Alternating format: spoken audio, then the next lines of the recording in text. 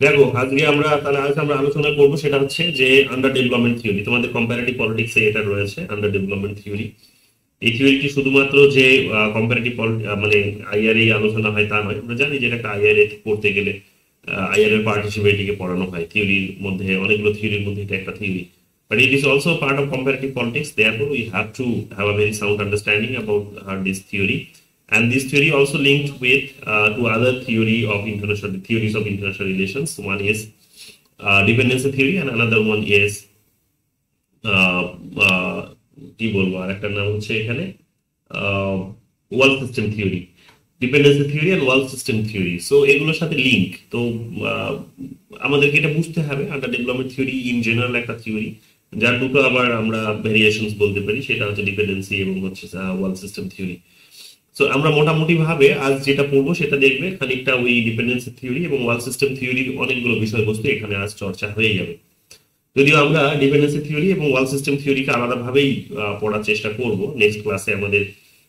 আমরা dependency theory এবং ওয়াল system theory আমরা আলোচনা করব, এবং সেখানে দেখবে যে অনেকগুলো মানে বেশ কতগুলো বিষয় এগুলো এই থিওরির সাথে কিন্তু সিমিলার, মোটামুটি একই বক্তব্য তাদের।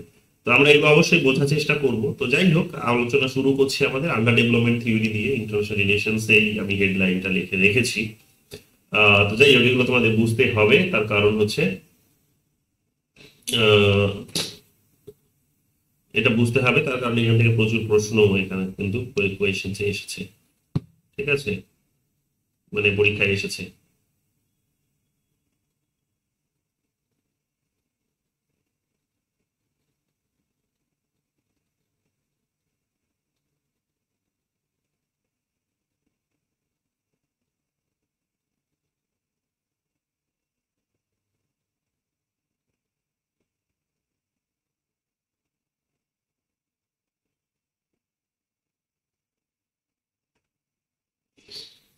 তো এখানে আমরা দেখে নাও ইন্ট্রোডাকশন একবারে একবারে একটা নোটের আকারে দেওয়ার চেষ্টা করেছি যাতে তোমাদের এটা খুব সুন্দরভাবে কাজে আসে।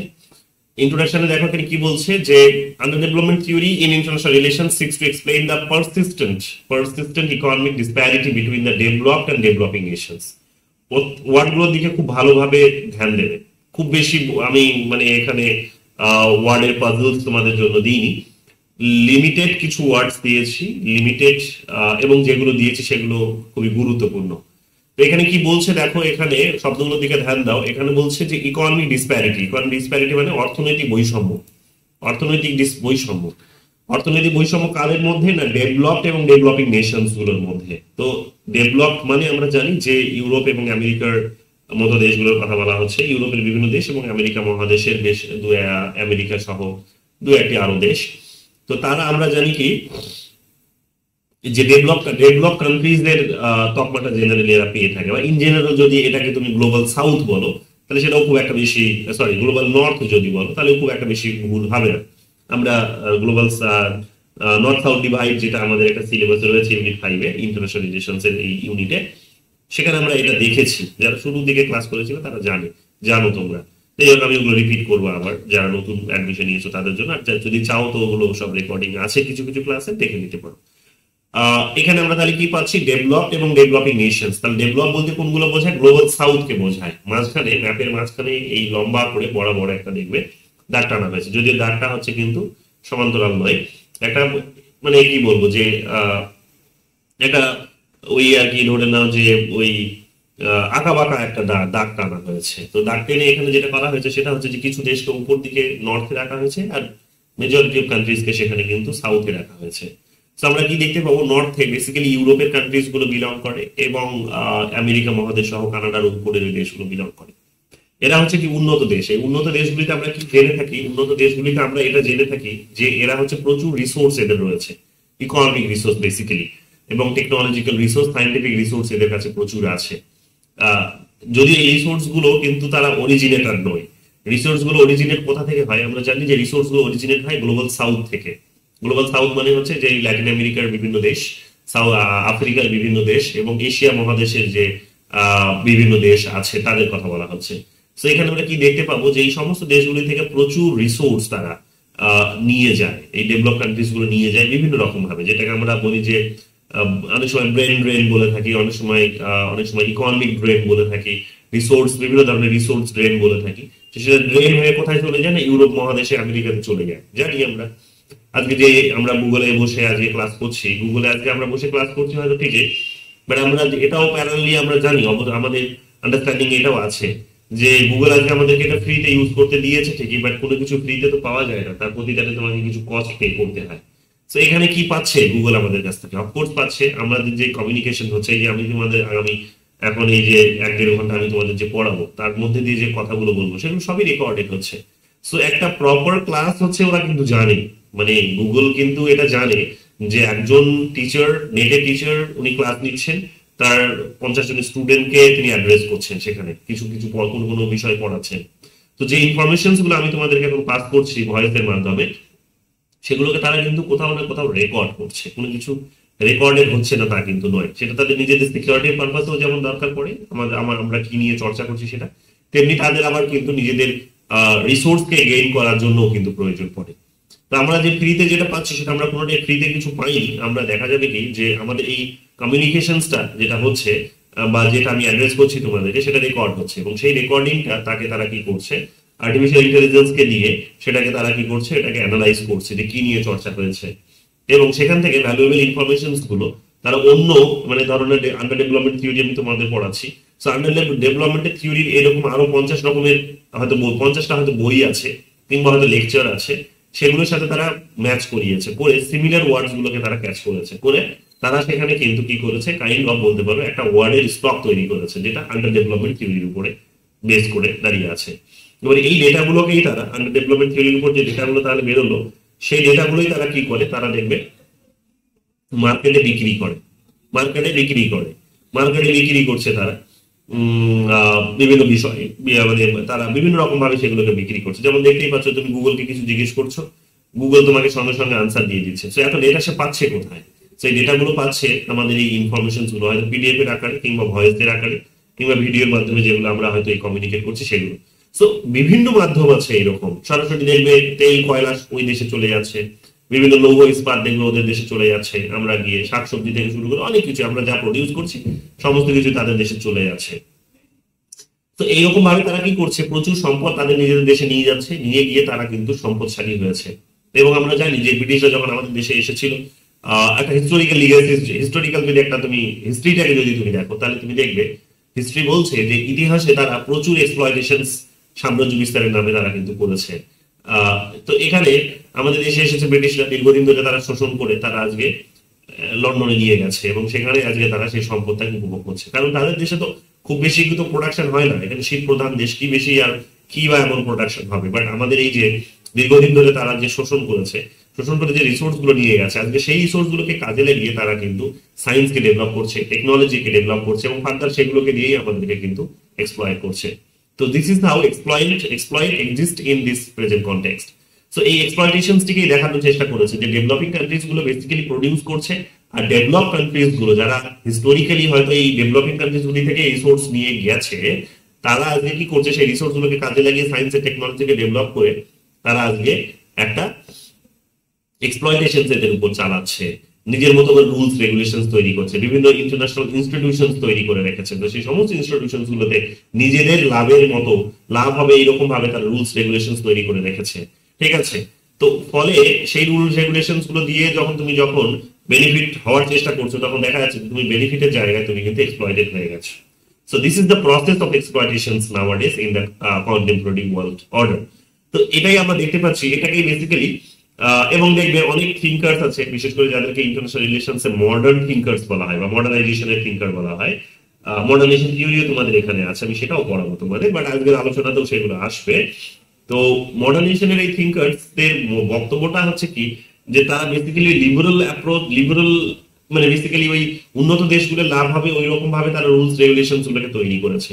তো সেই রুলস রেগুলেশন গুলোকে মানার মধ্য দিয়ে নাকি আমাদের উন্নতি হবে, তারা সেটা বলার চেষ্টা করেছে। বাট আফটার অল আমরা দেখছি যে সেটা আমাদের বিশেষ কোনো উন্নতি করতে পারেনি। লং রানে আমরা কিন্তু সেখানে ডিপেন্ডেন্ট হয়ে পড়েছি, আমাদের অবস্থা কিন্তু উন্নতির দিকে যায়নি, বরং একটা বলে দিতে পারে লং রানে আমরা নির্ভরশীল হয়ে পড়েছি, ডিপেন্ডেন্ট হয়ে পড়েছি। তো এই যে বিষয়গুলো, এই যে সম্পর্ক, এই সম্পর্কটিকে এবং তার যে প্রসেস, মানে এই যে একটা মানে এই যে একটা শোষণকারী এবং মানে শোষিত, এইটার মধ্যে যে রিলেশনস, এই রিলেশনস গুলোকে দেখানোর চেষ্টা করেছে, বোঝার চেষ্টা করেছে কিন্তু এই থিওরি। তো এই থিওরি এই দুটো বিভাগের মধ্যে বলতে পারো, ডেভেলপ বিভাগ আর একটা হচ্ছে ডেভেলপিং বিভাগ, বা ডেভেলপ নেশনস কতগুলো এবং হচ্ছে ডেভেলপিং নেশনস। ডেভেলপিং নেশনস মানে হচ্ছে আমরা যারা উন্নত হওয়ার চেষ্টা করছি।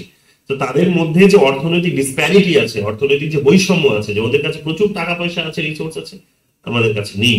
তো এই রিলেশনসটিকে এখানে কিন্তু দেখানোর চেষ্টা করেছে এরা। এখানে তারা কি কি দেখেছে, এখানে তারা বলছে যে রুটটা কোথায় আছে, এই যে ডিসপ্যারিটি, অর্থনৈতিক যে বৈষম্য, যে অর্থনৈতিক বৈষম্যের রুটটা কোথায় আছে, রুটটা হচ্ছে ইতিহাসে লুকিয়ে আছে।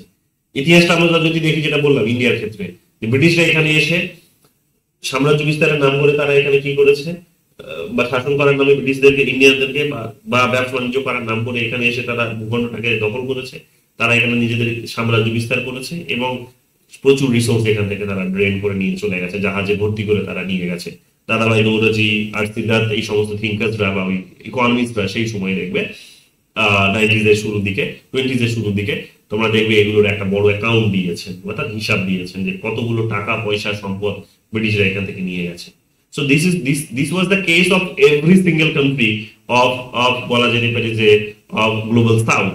যে জানো তোমরা যে আজকে আফ্রিকার যে দেশগুলো, এশিয়ার যে দেশগুলো, প্রত্যেকেরই কিন্তু একটা হিস্ট্রি রয়েছে কি, যে এরা হচ্ছে কি ইউরোপের হচ্ছে এই বিশ্বের ইউরোপের বিভিন্ন দেশগুলো বা আমেরিকা, তারা এসে কি করেছে, এখানে কিন্তু শোষণটা চালিয়েছে। আমেরিকাও ব্রিটিশদের অধীনে ছিল একটা সময়, কিন্তু 1776 সালে তারা স্বাধীনতা লাভ করেছে। তারপর থেকে তারাও কিন্তু সেই রকম একটা সাম্রাজ্য বিস্তার করেছে, ল্যাটিন আমেরিকার কিছু দেশে তারা কিন্তু করেছে। এদের ডেভেলপমেন্টটা দেখা যাবে যে এদের ডেভেলপমেন্টের কারণ হচ্ছে, বা ইকোনমিক্যালি এত রিচ হওয়ার কারণটা হচ্ছে হিস্ট্রি। হিস্ট্রিতে এরা প্রচুর শোষণ করে নিয়ে চলে গেছে, প্রচুর এখান থেকে নিয়ে গিয়ে জাহাজ ভর্তি করে নিয়ে গিয়ে নিজের দেশে গেছে বলে আজকে কিন্তু তারা এতটা শক্তিশালী। তো এই ডিসপ্যারিটির একটা বড় কারণ হচ্ছে, এই রুটটা হচ্ছে কিন্তু ইতিহাস। অর্থনৈতিক পলিটিক্যাল কনটেক্সট গুলো তো জড়িত আছেই এখানে, যে তাদের নিজেদের দেশেও অর্থনীতি ধীরে ধীরে তারা নিজেও প্রোগ্রেস করেছে। পলিটিক্যাল কনটেক্সটও আছে, যে যেভাবে বর্তমান দিনে তারা রাজনীতিটা করছে, বর্তমান দিনে যেভাবে রাজনীতি করছে, গ্লোবাল রাজনীতি, আলোচনা টেবিলে বা ইউনাইটেড নেশনসে বিভিন্ন ইনস্টিটিউশনস গুলোতে যেভাবে রাজনীতি হয়, রাজনীতির নীতি নির্ধারণ হয়, যে নীতিগুলো তৈরি করা হয়, সেগুলো যেভাবে ইমপ্লিমেন্ট করা হয়, এবং ইমপ্লিমেন্ট করতে গিয়ে দেখা যায় যে কখনো পিসফুলি, কখনো দেখা যাচ্ছে সেখানে ইকোনমিক, সেখানে প্রলোভন দিয়ে, কখনো দেখা যাচ্ছে যে সেগুলো কিছুতেই যখন হচ্ছে না তখন যুদ্ধ করে। তো এই বিষয়গুলো কিন্তু প্যারালালি বলে দিচ্ছে কি, যে তারা আজকে খুব শক্তিশালী, বা তারা অর্থনৈতিক ভাবে স্বাবলম্বী বা অনেকটা রিচ। এগুলো আমরা এখানে দেখতে পাচ্ছি। কি বলছে, this theory critics the global economic order. কোনটাকে ক্রিটিক করে, ভালো করে শব্দগুলোর দিকে ধ্যান দেবে। গ্লোবাল ইকোনমিক অর্ডারের কথা বলছে। কোন থিওরি কিসের ক্রিটিক করছে? Global economic order. বিশ্বের যে এই মুহূর্তে যে অর্থনৈতিক যে শৃঙ্খলা আছে বা নির্দেশ আছে, বা একটা চেইন সিস্টেমে যেভাবে কাজ করছে, এই চেইনটাকে যেভাবে তৈরি করা হয়েছে বা যেভাবে ফাংশনস করছে, এটার এরা কিন্তু নিন্দা করে। কে নিন্দা করে? এই থিওরিটা, আন্ডার ডেভেলপমেন্ট থিওরিটা কিন্তু নিন্দা করে, এর সমালোচনা করে। সেটা কি গ্লোবাল ইকোনমিক অর্ডারটা? কি গ্লোবাল ইকোনমিক অর্ডার? আমরা এখন জানি যে বর্তমান দিনে লিবারাল একটা ইকোনমিক অর্ডার আমরা দেখতে পাচ্ছি। লিবারাল ইকোনমিক অর্ডারটা কি? লিবারাল ইকোনমিক অর্ডারটা হচ্ছে যে আমরা প্রত্যেকে নিজের মতো করে স্বাধীন। আমরা প্রত্যেকে নিজের মতো করে স্বাধীন। প্রত্যেকটা দেশের কথা বলা আছে, আইআরে দেশ গুরুত্বপূর্ণ। সো প্রত্যেকে আমরা নিজের মতো করে স্বাধীন। আমাদের প্রত্যেকের নিজেদের স্বাধীনতা আছে, নিজেদের সার্বভৌমিকতাও আছে প্যারালালি। এখন বিষয়টা হচ্ছে যে সেই স্বাধীনতার মধ্যে যদি এরা রাষ্ট্রের সার্বভৌমিকতাটাকে একটুখানি ডিক্লাইন করতে চায়, কমাতে চায়, রিডিউস করতে চায়, বাট তারপরেও যদি ধরে নিজে না স্টেটই হচ্ছে অ্যাক্টর, এই ডিবেটটা তোমরা বেসিক্যালি লিবারালিজম এবং রিয়েলিজমের মধ্যে যে ডিবেট আছে সেখানে পাবে। আমি ওটা অন্য কোনো একটা সময় বলবো। মোটামুটি ভাবে বুঝে নাও যে প্রত্যেকটা দেশই এক প্রকার অর্থনৈতিক ভাবে স্বাধীন, তার নিজের সিদ্ধান্তগুলো সে নিজের মতো করে নিতে পারে। এখন এই অর্ডারটার বিষয়বস্তু হচ্ছে যে তুমি একাই রান করতে পারবে না। তোমার যে চাহিদাগুলো আছে, ডিমান্ডস গুলো আছে, সেগুলো তুমি একাই পূরণ করতে পারবে না। এগুলো পূরণ করার জন্য, এবং ওরাও পারবে না, আমরাও পারবো না। তো এবার আমার চাহিদা আছে কি, যে আমার চাহিদা আছে যে আমি অনেক বড় লোক হতে চাই। আমার দেশের ইকোনমি এখন 4 ট্রিলিয়ন, আমি এটাকে 10 ট্রিলিয়ন ইকোনমিতে নিয়ে যেতে চাই। তো 10 ট্রিলিয়ন ইকোনমিতে নিয়ে যেতে হলে আমাকে প্রচুর ইন্ডাস্ট্রি এস্টাবলিশ করতে হবে নিজের দেশের মধ্যে। এখন ইন্ডাস্ট্রি গুলোকে চালাতে হলে ইন্ডাস্ট্রিজ গুলো চালাতে হলে আমার প্রচন্ড পরিমাণে বা প্রচুর পরিমাণে আমার তেলের প্রয়োজন পড়বে, এবং তেল তো যতটা আমাদের দরকার আছে সেই দরকারের পুরোটাই তো আমরা প্রডিউস করতে পারি না, আমাদের সে ক্যাপাসিটি নেই। তাহলে আমরা কোথা থেকে নিয়ে আসছি সেগুলো? সেটা বিদেশ থেকে নিয়ে আসছি। যখন আমরা বিদেশ থেকে নিয়ে আসছি তখন কি করছে ওরা? আমাদেরকে যেটা দেবে তার পরিবর্তে কিছু কন্ডিশনস আমাদের উপর চাপাচ্ছে, বা হয়তো আমি কেনার জন্য সবার প্রথমে টাকার প্রয়োজন পড়বে। তো এবার আমি কিছু ইনস্টিটিউশনস আছে, সেই ইনস্টিটিউশনস এর কাছ থেকে আমি টাকা নেব। এই ইনস্টিটিউশনস গুলো একটা পলিসি হচ্ছে যে তোমাকে টাকা দেওয়া হবে, তুমি এই টাকা দিয়ে তেল কেনো, তুমি যা খুশি কেনো, কিন্তু কথাটা হচ্ছে তোমাকে যখন দেওয়া হবে তখন তোমার দেশের অর্থনীতিটা তোমাকে ওপেন করে দিতে হবে, যাতে বিদেশি কোনো একটা কোম্পানি এসে তোমার দেশে বিজনেস করতে পারে। নিওলিবারাল অর্ডার, যে তোমার দেশ বিদেশি কোনো একটা কোম্পানি যাতে তোমার দেশে এসে বিজনেস করতে পারে, ইভেন তুমিও পারবে, তুমিও অন্য দেশে গিয়ে বিজনেস করতে পারবে। এখন তোমার দেশের বিজনেস অর্গানাইজেশনস গুলো এরা তো ছোট, ওরা গিয়ে ওখানে কতই বা বিজনেস করবে, কতই বা লাভ করবে, কিন্তু ওদের দেশে তো প্রচুর রিসোর্স আছে, বড় বড় সব কোম্পানি আছে। হ্যাঁ, বড় বড় সব তাদের ইউনিকর্নস আছে, যেটাকে ইউনিকর্নস বলা হয়। তো বড় বড় সব ইউনিকর্নস আছে, যেমন হচ্ছে মাইক্রোসফট, গুগল, টুইটার, এগুলো আরো অনেক হাজার হাজার আছে। তো ওরা এখানে এসে যখন বিজনেস করছে তখন ওদের বিজনেসটা তো অনেক বড়, ওদের বিজনেস বড় হওয়ার কারণে ওদের বেশি করে লাভ, বেশি বেশি করে লাভ হবে। এবং ওরা বড় একটা যখন জায়েন্ট তোমার দেশে এসে বিজনেস করবে তখন কি হবে? তোমার দেশে ছোট ছোট কোম্পানি গুলো ধীরে ধীরে মারা পড়বে। তো এইরকম একটা ওপেন একটা সিস্টেমকে তারা প্রমোট করে, ওপেন বিজনেসকে তারা প্রমোট করে। যখন এই ধরনের ওপেন বিজনেসকে তারা প্রমোট করছে, প্রবলেমটা কি এসে যায়? যে নিজের দেশের বিজনেস গুলো ধ্বংস হয়ে যায়। আর ওরা বড়, ওদের কাছে প্রচুর রিসোর্স আছে, চাইলে রাতারাতি সব কিনে নিতে পারবে, সবকিছুই তাই করছে। ওরা এসে কি করছে? যে আমাদেরকে কিন্তু মাথা তুলে দাঁড়াতে দিচ্ছে। তো এইরকম ভাবে দেখা যাবে যে প্রচুর তারা লং রানে তারা আমাদের নিজেদের দেশের ইন্ডিজিনাস কোম্পানিজ গুলোকে ধ্বংস করে দেওয়া, এবং ওদের দেশের নিজেদের বড় বড় কোম্পানিজ গুলোকে কিন্তু এইরকম অর্থনৈতিক শক্তি বৃদ্ধি করতে দেওয়া, করার মধ্য দিয়ে কি করে তারা কিন্তু লং রানে এই দেশটার উপরে কন্ট্রোলটা রেখে দিয়েছে। অর্থাৎ তারা হয়তো আজকে আর রুল করছে না, আমাদেরকে সরাসরি রুল করছে না, মানে পলিটিক্যাল ডিসিশন গুলো এই দেশে বসে থেকে হয়তো নিচ্ছে না, বাট ওখান থেকে ইকোনমিক ডিসিশন গুলো নেওয়ার মধ্য দিয়ে তারা আমাদের দেশের এক প্রকার পলিটিক্যাল ডিসিশন গুলোর উপরেও কিন্তু কন্ট্রোলটা রেখেছে। সো দিস ইজ হাউ তারা বলার চেষ্টা করছে যে এটা হচ্ছে একটা স্বাধীনতার হয়তো মাধ্যম, কিন্তু কথা হচ্ছে আমরা তো জানি যে আমাদের কন্ট্রোলটা আমাদের হাতে নেই। আমরা যা ডিসিশন নিতে পারছি, ওরা যা ডিসিশন নিতে পারছে, আমরা সেই ডিসিশন গুলো নিতে পারছি না স্বাধীনভাবে। তো কোন রকম ভাবেই সেটা কিন্তু আমাদের স্বাধীনতার পক্ষে নয়। তো যাই হোক, এটাই হচ্ছে গ্লোবাল অর্ডার, যে আমার দেশের তোমার দেশ, তুমি ওদের সাথে বিজনেস করতে হলে তোমার দেশের বিজনেসটা ওপেন করতে হবে ওদের জন্য, আদান প্রদানটা ইকুয়াল হতে হবে। কিন্তু ইকুয়াল আদান প্রদান হয় না, যে বড় তার লাভ বেশি হবে, যে ছোট তার লাভ কম হবে। এটা হচ্ছে একটা গ্লোবাল ইকোনমিক এই মুহূর্তে অর্ডার, যেটাকে বলা হচ্ছে নিও লিবারাল ইকোনমিক অর্ডার, যেটা গ্লোবালাইজেশনের হাত ধরে কিন্তু বৃদ্ধি পেয়েছে, বা 1980s এর পর থেকে আমাদের এখানে এসেছে, গোটা বিশ্ব জুড়ে চলছে। এবং বিশেষভাবে যদি বলো তাহলে হচ্ছে 1990s এর পর। তার কারণ কি? কোল্ড ওয়ার সেখান থেকে শেষ হচ্ছে, 1991-এ কোল্ড ওয়ার খতম হচ্ছে, শেষ হচ্ছে, তারপর থেকে নিও লিবারাল অর্ডারে এই গোটা বিশ্ব কিন্তু রান করছে। তো এটা এরা বিরোধিতা করে, কেন বিরোধিতা করে? কারণ এটা লং রান এই যে আমার ধীরে ধীরে বিজনেসের জায়গাটা কমছে, আমার বিজনেসের জায়গাটা কমছে, ওদের বিজনেসের জায়গাটা বৃদ্ধি পাচ্ছে। তো আমার বিজনেসের জায়গাটা কমছে, ওদের বিজনেসের জায়গাটা বৃদ্ধি পাচ্ছে, এটা কোনো রকম ভাবে কিন্তু ভালো কোনো প্রসেস নয়। এবং আমার নিজের ইকোনমিটা ওদের ইকোনমির উপর ডিপেন্ডেন্ট হয়ে পড়ছে, আমি ওদের উপর সমস্ত রকম ভাবে নির্ভরশীল হয়ে পড়ছি। সো এই কারণে এরা এটার কিন্তু বিরোধিতা করে থাকে। কি বলছে? arguing that structural inequalities perpetuate structural inequalities, ভালো করে শব্দগুলোর দিকে ধ্যান দেবে। স্ট্রাকচারাল ইনইকুয়ালিটি, এই শব্দটার ডিপেন্ডেন্সি থিওরিজরা অনেকটা এটা দেখানোর চেষ্টা করে। তাছাড়াও তোমরা দেখবে পিসি স্টাডিজেও এই শব্দটাকে ব্যবহার করে থাকে, এটা হচ্ছে জোহান গালতুং। স্ট্রাকচারাল ইনইকুয়ালিটি, জোহান গালতুং এই শব্দটিকে ব্যবহার করে থাকে। জোহান গালতুং এর নামটাও নেট বা সেটের পরীক্ষায় এসেছে, জোহান গালতুং পিসি স্টাডিজের ফাদার বলা হয় তাকে। সো স্ট্রাকচারাল ইনইকুয়ালিটি থাকার ফলে কিন্তু গোটা বিশ্ব জুড়ে পিস আসছে না, যুদ্ধের পরিস্থিতিগুলো রয়ে যাচ্ছে।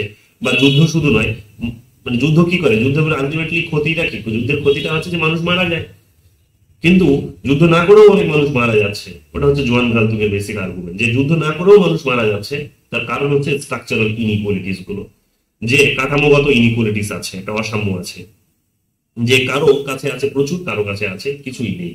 তো এই যে প্রবলেম গুলো, এগুলো কি করছে? বলছে arguing that structural inequalities perpetuate that underdevelopment of certain nations while ensuring the dominance of others.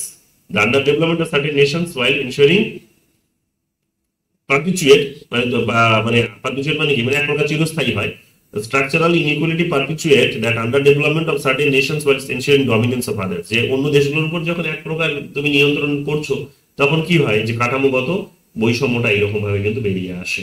অর্থাৎ উন্নত দেশগুলো যখন অনুন্নত বা উন্নয়নশীল দেশগুলোর উপর এক প্রকার তাদের নিজেদের যখন আধিপত্যটা চাপিয়ে দিচ্ছে তখন তারা কিন্তু ওই তাদেরকে স্বাধীনতা দেওয়ার জন্য এটা করছে না, বরং তারা এক্সপ্লয়েট করবে বলে এটা করছে। তো এইরকম ভাবে দেখা যাচ্ছে কি যে একটা আন্ডার ডেভেলপমেন্টের কনসেপ্ট কিন্তু গড়ে ওঠে, যেটা কিন্তু একটা বড় অংশের পপুলেশনস এর জন্য বা বড় একটা সংখ্যক দেশের জন্য বলতে পারো যে এটা কিন্তু বাস্তবতা হয়ে দাঁড়ায়। It is closely associated with dependency theory and world system theory.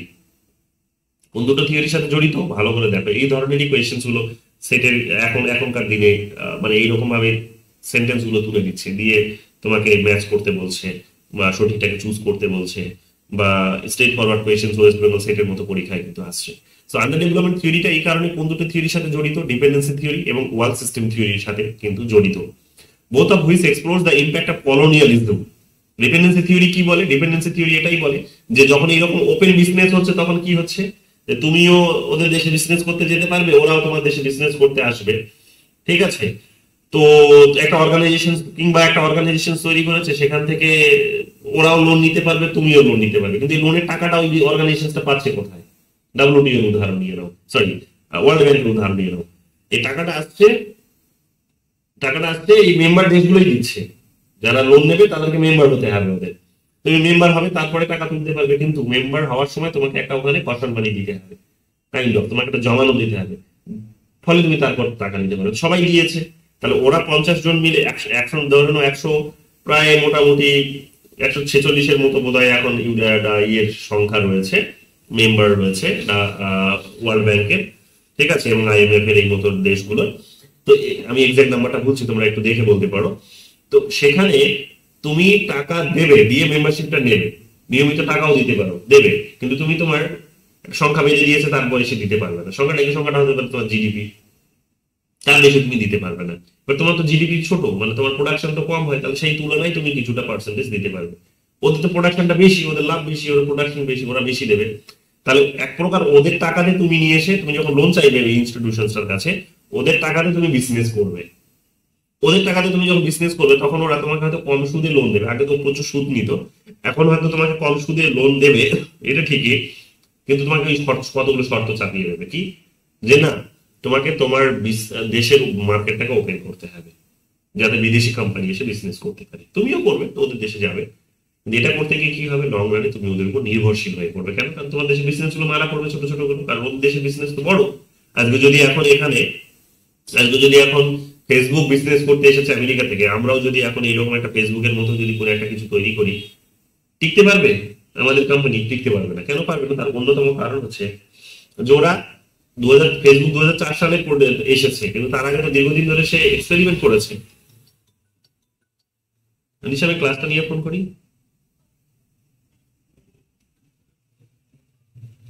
তো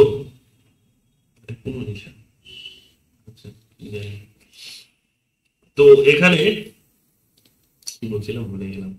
হ্যাঁ, তো তুমি ওদের কাছ থেকে কি বলছিলাম?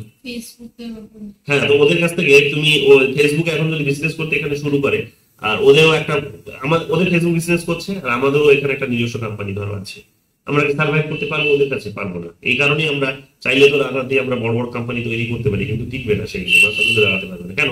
কারণ 2004 সালে ফেসবুকটা হয়তো পথ চলা শুরু করেছে ঠিকই, কিন্তু তার অনেক আগে অনেক ছোট বড় কোম্পানিজের ডেভেলপমেন্টস গুলোকে একজোট করে ফেসবুক তৈরি হয়েছে, কাইন্ড অফ ধরে নাও, বা ওটা হয়তো একটা নতুন ইউনিক আইডিয়াও হতে পারে।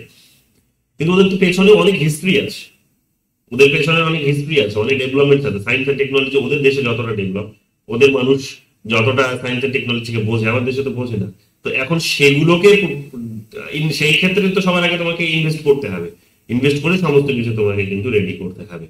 বিষয়টা হচ্ছে যতদিনে তুমি রেডি হবে ততদিনে ফেসবুক এখানে মানুষকে ফ্রিতে খাইয়ে দেবে। যখন তুমি এবার রান করতে শুরু করলে বিজনেস, তখন দেখা যাচ্ছে যে যা টাকা তোমার ছিল, তো সায়েন্স এন্ড টেকনোলজিতে ইনভেস্ট করতেই তোমার সব খরচ হয়ে গেছে। তুমি মানুষকে ফ্রিতে খাওয়াতে পারবে না। কিন্তু ওদের কাছে তো প্রচুর টাকা, ওরা ফ্রিতে খাইয়ে দেবে, কিন্তু তুমি ফ্রিতে খাওয়াতে পারবে না। ফেসবুকের জন্য আমাদেরকে টাকা পে করতে হয়, ফেসবুক ব্যবহার করছি বলে করতে হয়। কেন? তার অন্যতম কারণ হচ্ছে যে অন্য কারো কাছ থেকে সে অ্যাড যারা দেয় তাদের কাছ থেকে টাকা আদায় করে। এখন বিষয়টা হচ্ছে যে এত সহজে অ্যাড যারা দেবে আমাদের কোম্পানিটাকে, হয়তো তারা তো এত ভরসাও করতে পারবে কেন, কারণ তো এত নতুন কোম্পানি, এত ভরসা করবে না কারণ এই তো কাস্টমার এত তার নেই, তার তো এত সাবস্ক্রাইবার নেই। তো সব মিলিয়ে মিশে দেখা যাবে কি যে আমাদের কোম্পানিটা ওদের সামনে টিকতে পারবে না, মুক্ত করে পড়ে যাবে। অনেক কিছুই এখানে পদক্ষেপ নেওয়া হয়েছে, জিও ফোন টোনও বের করেছিল না অনেক মাঝখানে, কোথায় সেই ফোনগুলো আছে? ফোনগুলো নেই। তার কারণ হচ্ছে যে ওদের ফোনের কোম্পানির সাথে আমাদের ফোনের কোম্পানি সার্ভাইভ করতে পারছে না, টিকতে পারছে না মার্কেটে এসে। আমাদের খরচাটা অনেক বেড়ে যাচ্ছে, ওদের খরচাটা হয়তো সেই তুলনায়, মানে ওরা 5,000 টাকা খরচা করে যে ফোনটা তৈরি করেছে, আমরাও 5,000 টাকা খরচা করে যে ফোন তৈরি করেছি, তাহলে দেখা যাচ্ছে যে ওদের 5,000 টাকা খরচা করে ফোনে অনেক ফিচার্স আছে, তোমার 5,000 টাকা খরচা করে ফোনে কোনো ফিচার্স নেই। তো মানুষ কেন কিনবে? তো তুমি তো, ওরা হয়তো 6,000 টাকায় বিক্রি করতে পারবে সেটা, কিন্তু তুমি তো 6,000 টাকায় বিক্রি করতে পারবে না। তুমি হয়তো 6,000 টাকা বিক্রি করবে, কিন্তু তোমারটা তো কিনবে না মানুষ। একই দামে তোমার এত কম ফিচার্স এর মোবাইল ফোন কিনবে না। ওভারঅল দেখা যাচ্ছে কি যে তোমার দেশের কোম্পানি মুখ থুবড়ে পড়বে, তুমি ধীরে ধীরে এরকম ওদের উপর নির্ভরশীল হয়ে পড়বে। তোমরা লাভ হবে না, তো লাভ হবে না তো কি হবে? ওদের উপর নির্ভরশীল হয়ে পড়বে, ওদের দেশের তখন বলবে না ভাই তোমরা এখানে এসে বিক্রি করো, আমি তো কোম্পানি দাঁড় করাতে পারছি না আমার। তখন ধীরে ধীরে ওদের দেশের উপর নির্ভরশীল হয়ে পড়বে, বলবে তুমি এসো, এসেই তোমার দেশের কোম্পানি জিনিসপত্র বিক্রি করো। এবার ওদের কোম্পানি এসে জিনিসপত্র বিক্রি করবে, মানে ওরা আবার এখানে নিজের মতো করে ডমিনেশন চালাবে, তুমি সব জায়গায় ওদেরকে বাধাও দিতে পারবে না। যেমন ফেসবুক যখন তখন হিংসা ছড়িয়ে দিচ্ছে, ফেক নিউজ ছড়িয়ে দিচ্ছে, মিস ইনফরমেশন ছড়িয়ে দিচ্ছে, সরকার কি ওদেরকে এত দায়বদ্ধ করতে পারছে যে ভাই এটা ডিলিট করতে হবে? করতে পারছে না কেন? কারণ ও যদি রাগ করে ব্যবসা গুটিয়ে নিয়ে চলে যায়, তাহলে তো 10 মিনিটের জন্য যদি ব্যবসাটা বন্ধ করে দেয় তার এখানে, বড় কোম্পানি তো, ওরা এত বিশেষ কোনো ক্ষতি হবে না, কি হবে 10 মিনিট ব্যবসা বন্ধ রাখবো, কিছু যায় আসে না। কিন্তু আমাদের 10 মিনিট ব্যবসা বন্ধ থাকা মানে হচ্ছে, মানে আমাদের জিডিপি সমান তো আমাদের দেশের, এক একটা দেশের জিডিপি সমান ওদের হচ্ছে একটা কোম্পানির, একটা দেশের এক একটা দেশের জিডিপি সমান হচ্ছে ওদের একটা একটা কোম্পানির হচ্ছে কিন্তু ইনকাম বা জিডিপি বলতে পারো, টোটাল সম্পদ বলতে পারো। তাহলে তোমার পুরো দেশটা ধ্বংস হয়ে যাবে। তাহলে তোমার 10 মিনিটের জন্য বন্ধ করে দিলে তোমার দেশ ধ্বংস হয়ে যেতে পারে। তো ওদের কিছু হবে 10 মিনিটের কি যায় আসে? কিছু হবে না। একটা কোম্পানি ক্ষতি হলো, আরো হাজার হাজার কোম্পানি আছে তাদের দেশে। সো দিস ইজ হাউ আমরা কি বলবো, ওদের উপর ডিপেন্ডেন্ট হয়ে পড়েছে, ওরা যা করছে তা আমরা মেনে নিতে বাধ্য হচ্ছি। সো ডিপেন্ডেন্সি থিওরির বেসিক আর্গুমেন্টটা হচ্ছে এটাই যে আমরা এই ওপেন মার্কেট সিস্টেমে এসে এই দেশগুলো কি হচ্ছে, গ্লোবাল সাউথের দেশগুলো বিশেষ করে তারা ডিপেন্ডেন্ট হয়ে পড়েছে।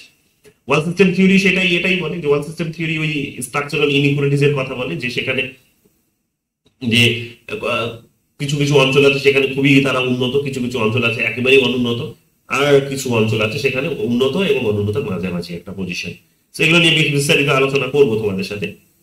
তো মোটামুটি ভাবে বুঝে নাও যে এইগুলো হচ্ছে তাদের basic argument, both of which explore the impact of colonialism মানে কলোনিয়ালিজমের একটা প্রভাব আছে এই ডিসপারিটির কারণে। ব্রিটিশরা এখানে ইতিহাসে এসেছিল, ফ্রেঞ্চরা অন্য কোনো দেশে গিয়েছিল, আমাদের দেশে এসেছিল, তো তারা এখান থেকে প্রচুর সম্পদ নিয়ে গেছে। তো এটার কারণে এগুলো হয়েছে।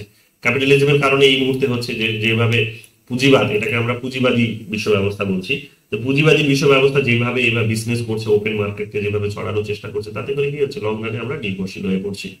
And global trade on developing economics, global trade যেভাবে বিশ্ব বাণিজ্য যেভাবে হচ্ছে, ঠিক আছে, এই ডেভেলপিং কান্ট্রিজ গুলোর মধ্যে এগুলো খানিকটা দায়ী। অর্থাৎ ওপেন সিস্টেমে যেভাবে আমরা যখন সিস্টেমটিকে মেনেও নিচ্ছি, তখন আলটিমেটলি আমরা এটা নির্ভরশীল হয়ে পড়ছি ওদের উপর। তো ডেভেলপিং ইকোনমিক্স গুলোরও একটা ব্যর্থতা আছে নিজেদেরও, সেগুলোর কারণে কিন্তু এটা একটা বড় ধরনের সমস্যার জায়গা হয়ে দাঁড়িয়েছে। আন্ডার ডেভেলপমেন্ট থিওরি এই সমস্ত বিষয়গুলোকে এখানে বোঝানোর চেষ্টা করে।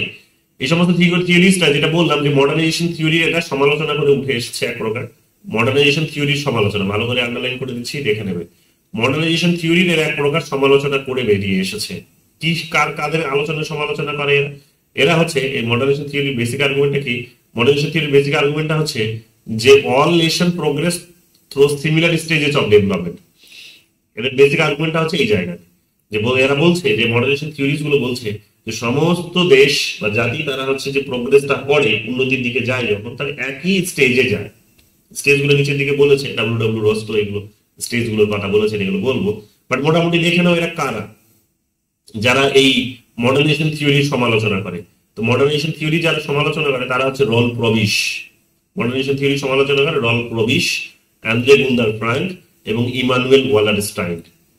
আন্ডার ডেভেলপমেন্ট থিওরিস্ট এদেরকে বলা হয়, এদেরকে ওয়ার্ল্ড সিস্টেম থিওরিস্ট বলা হয়, এদেরকে ডিপেন্ডেন্সি থিওরিস্টের মধ্যেও এরা কিন্তু চলে আসে। তো মোটামুটি ভাবে বুঝে নাও যে এরাই কিন্তু মডার্নাইজেশন থিওরিটাকে সমালোচনা করেছে, এবং এরা এই দাবিটাকে প্রত্যাখ্যান করেছে। কোন দাবিটা? না এইটা, যে একই স্টেজের মধ্যে দিয়ে নাকি যায়, ধাপে ধাপে ধাপে ধাপে তাই কি হবে, ওই একই রকম ভাবে যে সবার উন্নতি হবে ধাপে ধাপে সেই স্টেপটিকে এরা কিন্তু অমান্য করেছে, রিজেক্ট করেছে, প্রত্যাখ্যান করেছে। কি বলছে প্রত্যাখ্যান করে? বলছে arguing that under development is not a natural stage, যে স্বাভাবিক ওরা যেভাবে যেভাবে ধাপে ধাপে হবে, স্বাভাবিক মানে একটা ধাপে উঠবে তারপরে স্বাভাবিক অন্য ধাপটাতে উঠবে, পরের ধাপটাতে উঠবে, খানিকটা ন্যাচারাল। কিন্তু এরা বলছে যে না, এটা যে সবসময় ন্যাচারাল তা কিন্তু নয়, but rather a consequence of historical exploitations, particularly through colonial and economic imperialism. ঠিক আছে, ডেভেলপমেন্ট আন্ডার সরি আমি ভুল বললাম, উল্টোটা বললাম। সেটা হচ্ছে যে আন্ডার ডেভেলপমেন্ট, এই যে এরা বলার চেষ্টা করে যে তুমি অনুন্নত, তার কারণ উন্নত, তার কারণ হচ্ছে যে তোমার কি বলবো, যে তোমার তুমি ন্যাচারালি অনুন্নত, তাই এটা হচ্ছে তাদের বেসিক আর্গুমেন্ট। এবং তোমার উন্নতি হবে ধাপে ধাপে হবে, ধীরে ধীরে হবে। কিভাবে হবে? না, যে ওপেন করো তোমার দেশের মার্কেটকে, সিস্টেমটিকে ওপেন করো, এগুলো হচ্ছে তাদের বেসিক আর্গুমেন্ট। ওপেন করো, ব্যবসা বাণিজ্য ওপেন হোক, তুমি করতে যাও, ওরা করতে আসুক, সুযোগ হবে। হ্যাঁ, এটা ঠিক, অনেক সুযোগ সুবিধা তৈরি হয়। আজকে হয়তো আমাদের ক্যাপাসিটি ছিল না, আমরা হয়তো গুগল তৈরি করবো, কিন্তু ওদের তৈরি করা গুগলে তো আজকে অ্যাটলিস্ট পড়াশোনার সুযোগটা তো পাচ্ছি।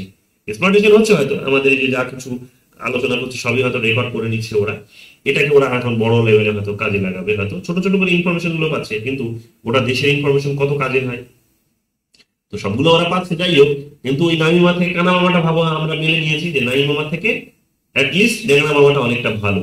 তো ওই সিস্টেমটিকে আমরা যখন মেনে নিয়েছি যে ঠিক আছে, যে একবারই কিছু পাবো না, তার থেকে বরং ও যদি কিছু পায় আর তার মধ্যে দিয়ে যদি আমিও কিছু পাই, তাহলে তো লাভই।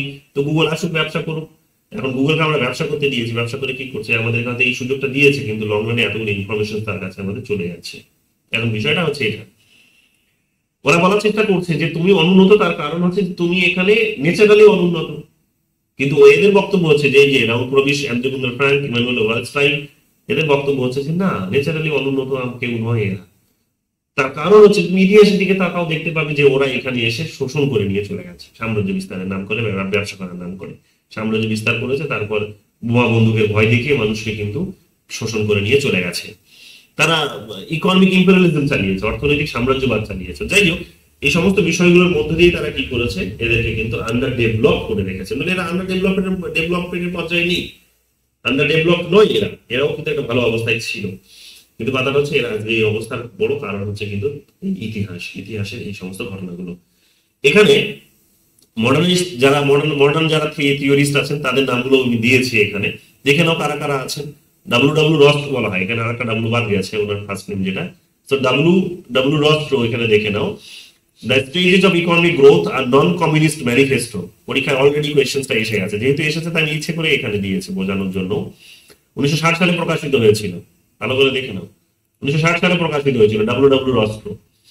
এখানে তিনি 5টা স্টেজের কথা বলেছেন, এটাকে মডেল স্টেজ বা ইকোনমিক ডেভেলপমেন্টের এটা একটা তিনি মডেল হিসেবে দেখিয়েছেন, যে ইকোনমিক ডেভেলপমেন্ট হবে, অর্থনৈতিক উন্নতি তোমার হবে, তোমার অর্থনৈতিক উন্নতি হবে, কিন্তু সেই উন্নতিগুলো 5টা স্টেজকে অতিক্রম করতে হবে। 5টা স্টেজ যদি তুমি অতিক্রম করতে পারো, তবে তুমি তুমি উন্নতির পর্যায়ে পৌঁছাবে। যেমন তুমি ছাদে যেতে চাও, গ্রাউন্ড ফ্লোর থেকে এখন তুমি ছাদে যাবে, তাহলে হয়তো 20টা সিঁড়ি তোমাকে ভাঙতে হবে, উপরে ধীরে ধীরে যেতে হবে। ঠিক একই রকম ভাবে তুমি উন্নতি করবে, উন্নতিটা উপরে বিলং করছে, তুমি আসো নিচে, তাহলে তোমাকে 5টা স্টেজ অতিক্রম করতে হবে। কি কি স্টেজ? নাম্বার 1 হচ্ছে ট্র্যাডিশনাল সোসাইটি। ট্র্যাডিশনাল সোসাইটি কি বলছে? ট্র্যাডিশনাল সোসাইটিতে characterized by subsistence agriculture and limited technological advancement, যে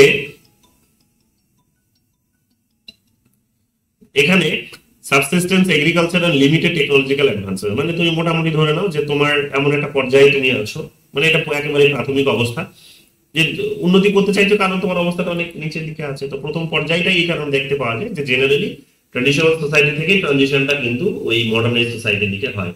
তো ট্র্যাডিশনাল সোসাইটি কি দেখতে পাওয়া যায়? ট্র্যাডিশনাল সোসাইটি মানে সেখানে তোমার এগ্রিকালচারের উপর বেস করে তোমার জিডিপি তৈরি হবে, টেকনোলজিক্যাল অ্যাডভান্সমেন্ট নয়। মানে ধরে নাও তুমি কৃষি কাজ করো, কৃষি কাজে যে ফসল তৈরি করো, ফসল উৎপন্ন করো, সেই ফসল বিক্রি করে তোমার হচ্ছে দেশের অর্থনীতি দাঁড়িয়ে আছে।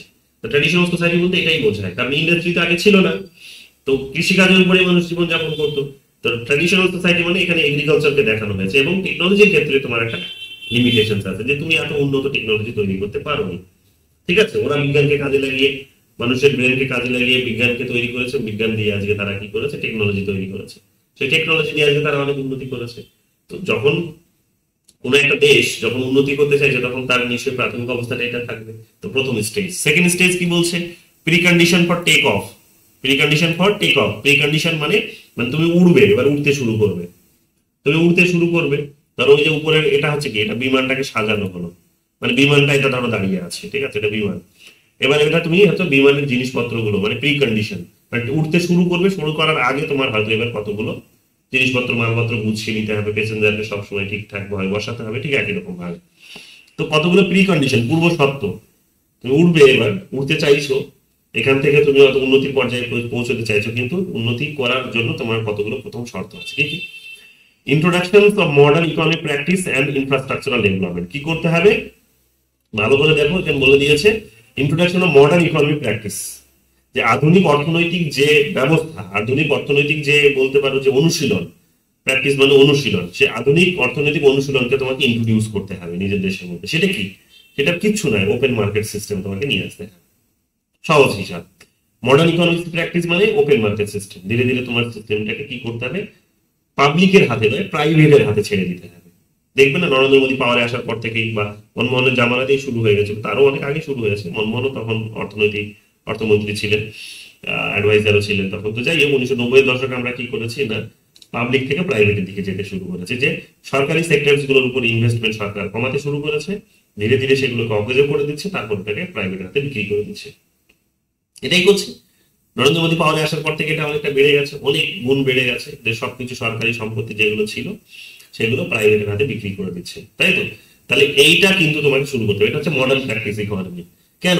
কারণ সরকারের হাত দিয়ে তুমি চালাবে, মানে সরকারের তো জাস্ট কতগুলো মানুষ, তারা তো এত এফিসিয়েন্টও নয়। তুমি 60 বছরের চাকরি তাদের বেঁধে দিলে, ওরা তো জানে যে আমার চাকরিটা কিছুই হবে না, সেখানে কাজ করলেও হবে না, করলেও আমার চাকরিতে থাকবে। তো কেন কাজ করবে এসে? ফাইলের পাহাড় জমুক, ওকে লোক ঘুরুক, তাদের তো কিছু যায় আসে না, কারণ ওর তো চাকরি খাওয়ার কেউ নেই, ওকে তো ওখানে ফোর্স করার কেউ নেই, ওর কাজ করছে কি করছে না সেটা দেখার তো কেউ নেই। তো ফলে ওর যেহেতু দায়বদ্ধতাটা এতটা খুবই কম সেখানে, তো ফলে কি করছে, সে কিন্তু কাজ করার প্রয়োজনীয়তা বোধ করে না। ফলে এখানে ওই স্কুলগুলোতেও দেখে না এক প্রকার কি হচ্ছে, যে টিচাররা আসছে না, টিচার গুলো আসছে না, পড়াচ্ছে না, কেউ দেখার নেই। কিন্তু সেখান থেকে যে প্রোডাক্টটা তৈরি হলো, অর্থাৎ যে স্টুডেন্টরা তৈরি হলো, তারা কি করছে, তাদের কোনো স্কিল থাকছে না। তারা না ইংরেজি ভালো করে শিখতে পারছে, না তারা ম্যাথ ভালো করে শিখতে পারছে, না তারা অন্য সাবজেক্ট গুলো সম্পর্কে তারা কোনো জ্ঞান পাচ্ছে না। ফলে তারা সেই সীমিত জ্ঞান নিয়ে তারা কিন্তু মার্কেটে আসতে পারছে না, যে মার্কেটে এসে তারা হয়তো কোনো একটা সার্ভিস দেবে, সেই সার্ভিসটা তারা দিতে পারছে না। তারাই হয়তো যদি আজকে ভালো কোনো শিক্ষক হতে চায়, তাহলে শিক্ষক হতে পারছেন, তার কারণ তার পর্যাপ্ত সেই জ্ঞান নেই। তারাই হয়তো গিয়ে আজকে হয়তো প্রাইভেটে কোনো একটা জব করবে, সেই জবটা সে করতে পারছে না। কেন? কারণ তাকে Microsoft Word, Microsoft Excel, typing এগুলো তাকে স্কুলে শেখানো হয়, সে কি করে করবে? সো ফলে কি হচ্ছে, এই যে প্রোডাক্ট হিসেবে যে বেরোলো স্কুলটা থেকে, স্কুলটা যদি ইন্ডাস্ট্রি হয় একটা, আর এটা যদি একটা প্রোডাক্ট হয়, সরকারি ইন্ডাস্ট্রি যদি ওটা একটা হয়, আর ছেলেটি যদি বা মেয়েটি যদি সেখানে একটা প্রোডাক্ট হয়, তাহলে সেই প্রোডাক্টটা কিন্তু খুবই খারাপ মানের একটা প্রোডাক্ট তৈরি হলো, যে কিন্তু অকেজো একটা জিনিস। তার মানে এখানে কি হলো, যে এই পাবলিকের হাত দিয়ে তৈরি করা প্রোডাক্ট গুলোর মান খুব খারাপ হয়, এটা প্রমাণ হলো। তাহলে পাবলিকের হাত দিয়ে তৈরি হওয়া মান প্রোডাক্ট গুলো যখন খারাপ হবে, তখন সেটা মার্কেটে সে কম্পিটিশনে আসতে পারবে না। যখন আসতে পারবে না, কারণ মার্কেটে তো অন্য প্রোডাক্ট গুলো আছে। তো যারা, যেমন ধরে নাও মার্কেটে অন্য প্রোডাক্ট মানে মানে প্রাইভেটের প্রোডাক্টও আছে। ধরো প্রাইভেট স্কুলের একটা স্কুলের ছেলে বা একটা মেয়ে সাথে প্রাইভেট সরকারি স্কুলের একটা ছেলে বা মেয়ে, ওরা দুজনকে যদি এখন বলো যে ডিবেটে পার্টিসিপেট করতে হবে, ছেলেটি পারবে সরকারি? ওভারঅল সবার কথা বলছি আমি, একজন দুজনের কথা হচ্ছি না। এর ইংলিশ আর ওর ইংলিশের মধ্যে আকাশ পাতাল তফাৎ হবে, এর নলেজ আর ওর নলেজের মধ্যে আকাশ পাতাল তফাৎ হবে, এটাই বাস্তবতা হয়ে গেছে। তো ফলে দেখা যাবে কি, যে প্রাইভেট ইনভেস্টমেন্টের মধ্য দিয়ে যে প্রোডাক্টটা তৈরি হয়েছে, তার যে এফিসিয়েন্সি, তার যে কার্যকারিতা, তার যে সেখানে লাভ, সেটার সাথে এটা কিন্তু কম্পিট করতে পারবে না, মুখ থুবড়ে পড়ে যাবে। তো এইভাবে এরা বলার চেষ্টা করছে যে এরা যেহেতু ট্র্যাডিশনাল সোসাইটিতে রয়েছিল, সবকিছু সরকারি ভাবে হয়েছে, এখন সরকারি ভাবে হওয়ার ফলে এদের মানটা খুব খারাপ। এই মানটা খারাপ হওয়ার ফলে কি হচ্ছে, এরা কিন্তু কম্পিটিশনে টিকতে পারবে না। তো এখন কি করতে হবে এদেরকে, এই মডার্ন ইকোনমির কনসেপ্ট হচ্ছে যে এদেরকে ধীরে ধীরে প্রাইভেটের হাতে ছেড়ে দাও। সরকারি স্কুলগুলো, কলেজগুলো থেকে শুরু করে সমস্ত কিছু, কলকারখানা, এলআইসি টেলআইসি যা কিছু আছে, এগুলো ধীরে ধীরে প্রাইভেট হাতে চলে যাচ্ছে। কেন? কারণ ওটাকে আরো এফিসিয়েন্টলি ওটাকে প্ল্যান করা হয়, আরো এফিসিয়েন্টলি সেটাকে তৈরি করা হয়, করে ওটাকে মার্কেট ওরিয়েন্টেড করা হয় যাতে মানুষ ওটাকে গ্রহণ করতে পারে। তো এইটা হচ্ছে প্রি কন্ডিশন, যে তোমাকে ওই একটা এনভায়রনমেন্ট তৈরি করতে হবে যাতে মানুষ মেনে নেয়। তো সরকার যখন হয়তো কোনো একটা বিষয়ে, কোম্পানি হয়তো মার্কেটে প্রাইভেটাইজ করছে, মানুষ যেন সেটা মেনে নিতে শিখে যায়, মেনে নিয়ে ঠিক আছে চলো সরকার। যেমন আমাদের দেশে একটা এনভায়রনমেন্ট তৈরি হয়ে গেছে, দেখলে দিল্লিতেই 10 বছর ধরে আমাদের পার্টি শাসন করলো, এখন আবার দেখবে সেখানে বিজেপি ফিরে আসছে, বোধহয় দীর্ঘ 15-20 বছর পর, 20 বছর পর বোধহয় আবার ফিরে আসছে, 20-23 বছর পর ফিরে আসছে। এই বিজেপির পলিসিটা কি? মার্কেট ইকোনমিক পলিসিটা তারা ফলো করে, সবকিছু প্রাইভেটাইজ করো। তো তাকে ফিরিয়ে নিয়ে আসছে কেন? কারণ মানুষ কিন্তু ওটাই বেটার মনে করছে। তাহলে মানুষের মেন্টালিটি এখন ওই রকম হয়ে গেছে, দেখছে। তো বিষয়টা হচ্ছে ওটাই। এখন দেখো যে এই ধরনের একটা পূর্ব শর্ত তোমাকে এনশিওর করতে হবে, এইরকম একটা পরিবেশ তৈরি করতে হবে, ইনফ্রাস্ট্রাকচারাল ডেভেলপমেন্ট এনশিওর করতে হবে, যে হ্যাঁ কালকে যদি একটা প্রাইভেট কোম্পানি যদি এখন ব্যবসা করতে আসে, তাহলে যেন তার জন্য যে বেসিক যে নেসেসারি জিনিসগুলো যেগুলো আছে সেগুলো যেন সে পায়। যদি এখন জোম্যাটো জোম্যাটো এখানে বিজনেস করতে আসবে, জোম্যাটো বিজনেস করতে আসলে এখানে কি কি জিনিস দেখবে, যে এই দেশে আমি বিজনেস করবো কি করবো না, কোন কোন বিষয়গুলোকে সে নজর রাখবে। দেখবে সবার আগে রাস্তাঘাট ভালো কিনা, ট্রাফিক জ্যাম ট্রাফিক জ্যাম কম হয় কিনা, সে দেখবে সেখানকার শহরের যে প্ল্যান, ওয়েল প্ল্যান যেটাকে বলা হচ্ছে, ঠিক আছে, শহরের যে ইনফ্রাস্ট্রাকচার সেটা ঠিকঠাক কিনা, যে আমি যে কোনো রাস্তা ধরে যেতে পারি কিনা, ইজিলি যাওয়া যায় কিনা, বাড়িগুলোকে ইজিলি ট্রেস করা যায় কিনা, এগুলোই তো দেখবে সে।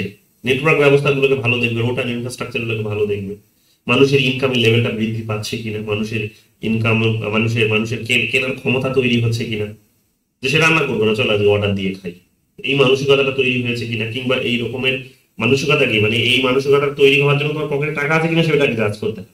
তো ওই টাকাটা, ন্যূনতম টাকাটা তার পকেটে আছে কিনা সেগুলো সে দেখবে। এগুলো হচ্ছে কি, এগুলো করার জন্য তোমার যে সমস্ত জিনিসগুলো দরকার, মানে তাহলে তাহলে সরি তাহলে তোমার জোম্যাটোকে এখানে ব্যবসা করতে দেওয়ার জন্য যে জিনিসগুলো দরকার সেটা হচ্ছে রোড ইনফ্রাস্ট্রাকচার, লাইট, সিকিউরিটি। কারণ একটা রাস্তা দিয়ে খাবার নিয়ে আসবে, কেউ যদি কেড়ে খেয়ে নেয় খাবারটা, কারণ আফ্রিকা হলে তো কেড়ে খেয়ে নেবে, আফ্রিকা যদি হতো কেড়ে খেয়ে নেবে ওর কাছ থেকে, মাথায় দুটো বাড়ি দিয়ে ওর কাছ থেকে টাকা কেড়ে খেয়ে তাড়িয়ে দেবে যা। এখানে তো ওটা করছে না, তাহলে ওই সিকিউরিটিটা সে দেখবে। তো দেখবে রাস্তায় লাইট আছে কিনা, আমার ছেলে মেয়ে যারা যাবে ডেলিভারি করতে বা মেয়েরা যারা যাবে ডেলিভারি করতে, তারা নিরাপদে ফিরে কি আসবে কিনা, এগুলোও দেখবে। রাস্তাঘাট উন্নত কিনা, দেখা গেল যে এখানে গেল ঠিকই, বেরোনোর সময় একটা ভালো রাস্তা দিয়ে গেল, তারপরে গিয়ে দেখা গেল যে নালা নর্দমায় পড়ে গেল, ওটা যেন হয় না হয়, বা জল জমে গিয়ে পড়ে আছে, ঠিক আছে, নালার জল রাস্তায় উঠে আছে, এগুলো যেন না হয়, এগুলো তো দেখবে সে। তো এই ইনফ্রাস্ট্রাকচার গুলো যেন রেডি থাকে, তো এটা হচ্ছে পূর্ব শর্ত। তুমি যখন উঠতে চাইছো, যখন তুমি উন্নতি করবে বলে ভাবছো, তখন তোমাকে এগুলো ধীরে ধীরে রেডি করতে হবে। কি করছে আমাদের দেশের সরকার দেখবে, যেমন নীতিন গাডকারিকে দিয়ে হাজার হাজার কিলোমিটার রাস্তা তৈরি করছে। চায়না অনেক আগে করে গেছে, এখন আমরা শুরু করছি। হাজার হাজার কিলোমিটার রাস্তা তৈরি করছে, রাতারাতি রাস্তা তৈরি করছে, করছে এই জিনিসগুলো কেন? কারণ বিজনেস নইলে হবে না, বিজনেস নইলে হবে না। তো এই যে জিনিসগুলো, এগুলো কিন্তু পূর্ব শর্ত। টেক অফের কনসেপ্ট এবার কি বলছে দেখো, থার্ড স্টেজ বলছে টেক অফ। কি বলছে টেক অফে? টেক অফে বলছে rapid industrialisation, economic growth in কি sector, rapid industrialisation and economic growth in কি সেক্টরস। যে প্রধান প্রধান কতগুলো সেক্টর তোমার তো থাকতে হবে, সেগুলোর কি গ্রোথ হচ্ছে ওভারঅল? কারণ বড়রাই যদি গ্রোথ করতে না পারে, ছোটরা গিয়ে কি করে হঠাৎ করে গ্রো করবে? আর বড়রা গ্রোথ করছে মানে এটা দেখে প্রমাণ হবে যে হ্যাঁ তার মানে ওর একটা মানে বিজনেস করার একটা এনভায়রনমেন্ট তৈরি হয়েছে সেখানে।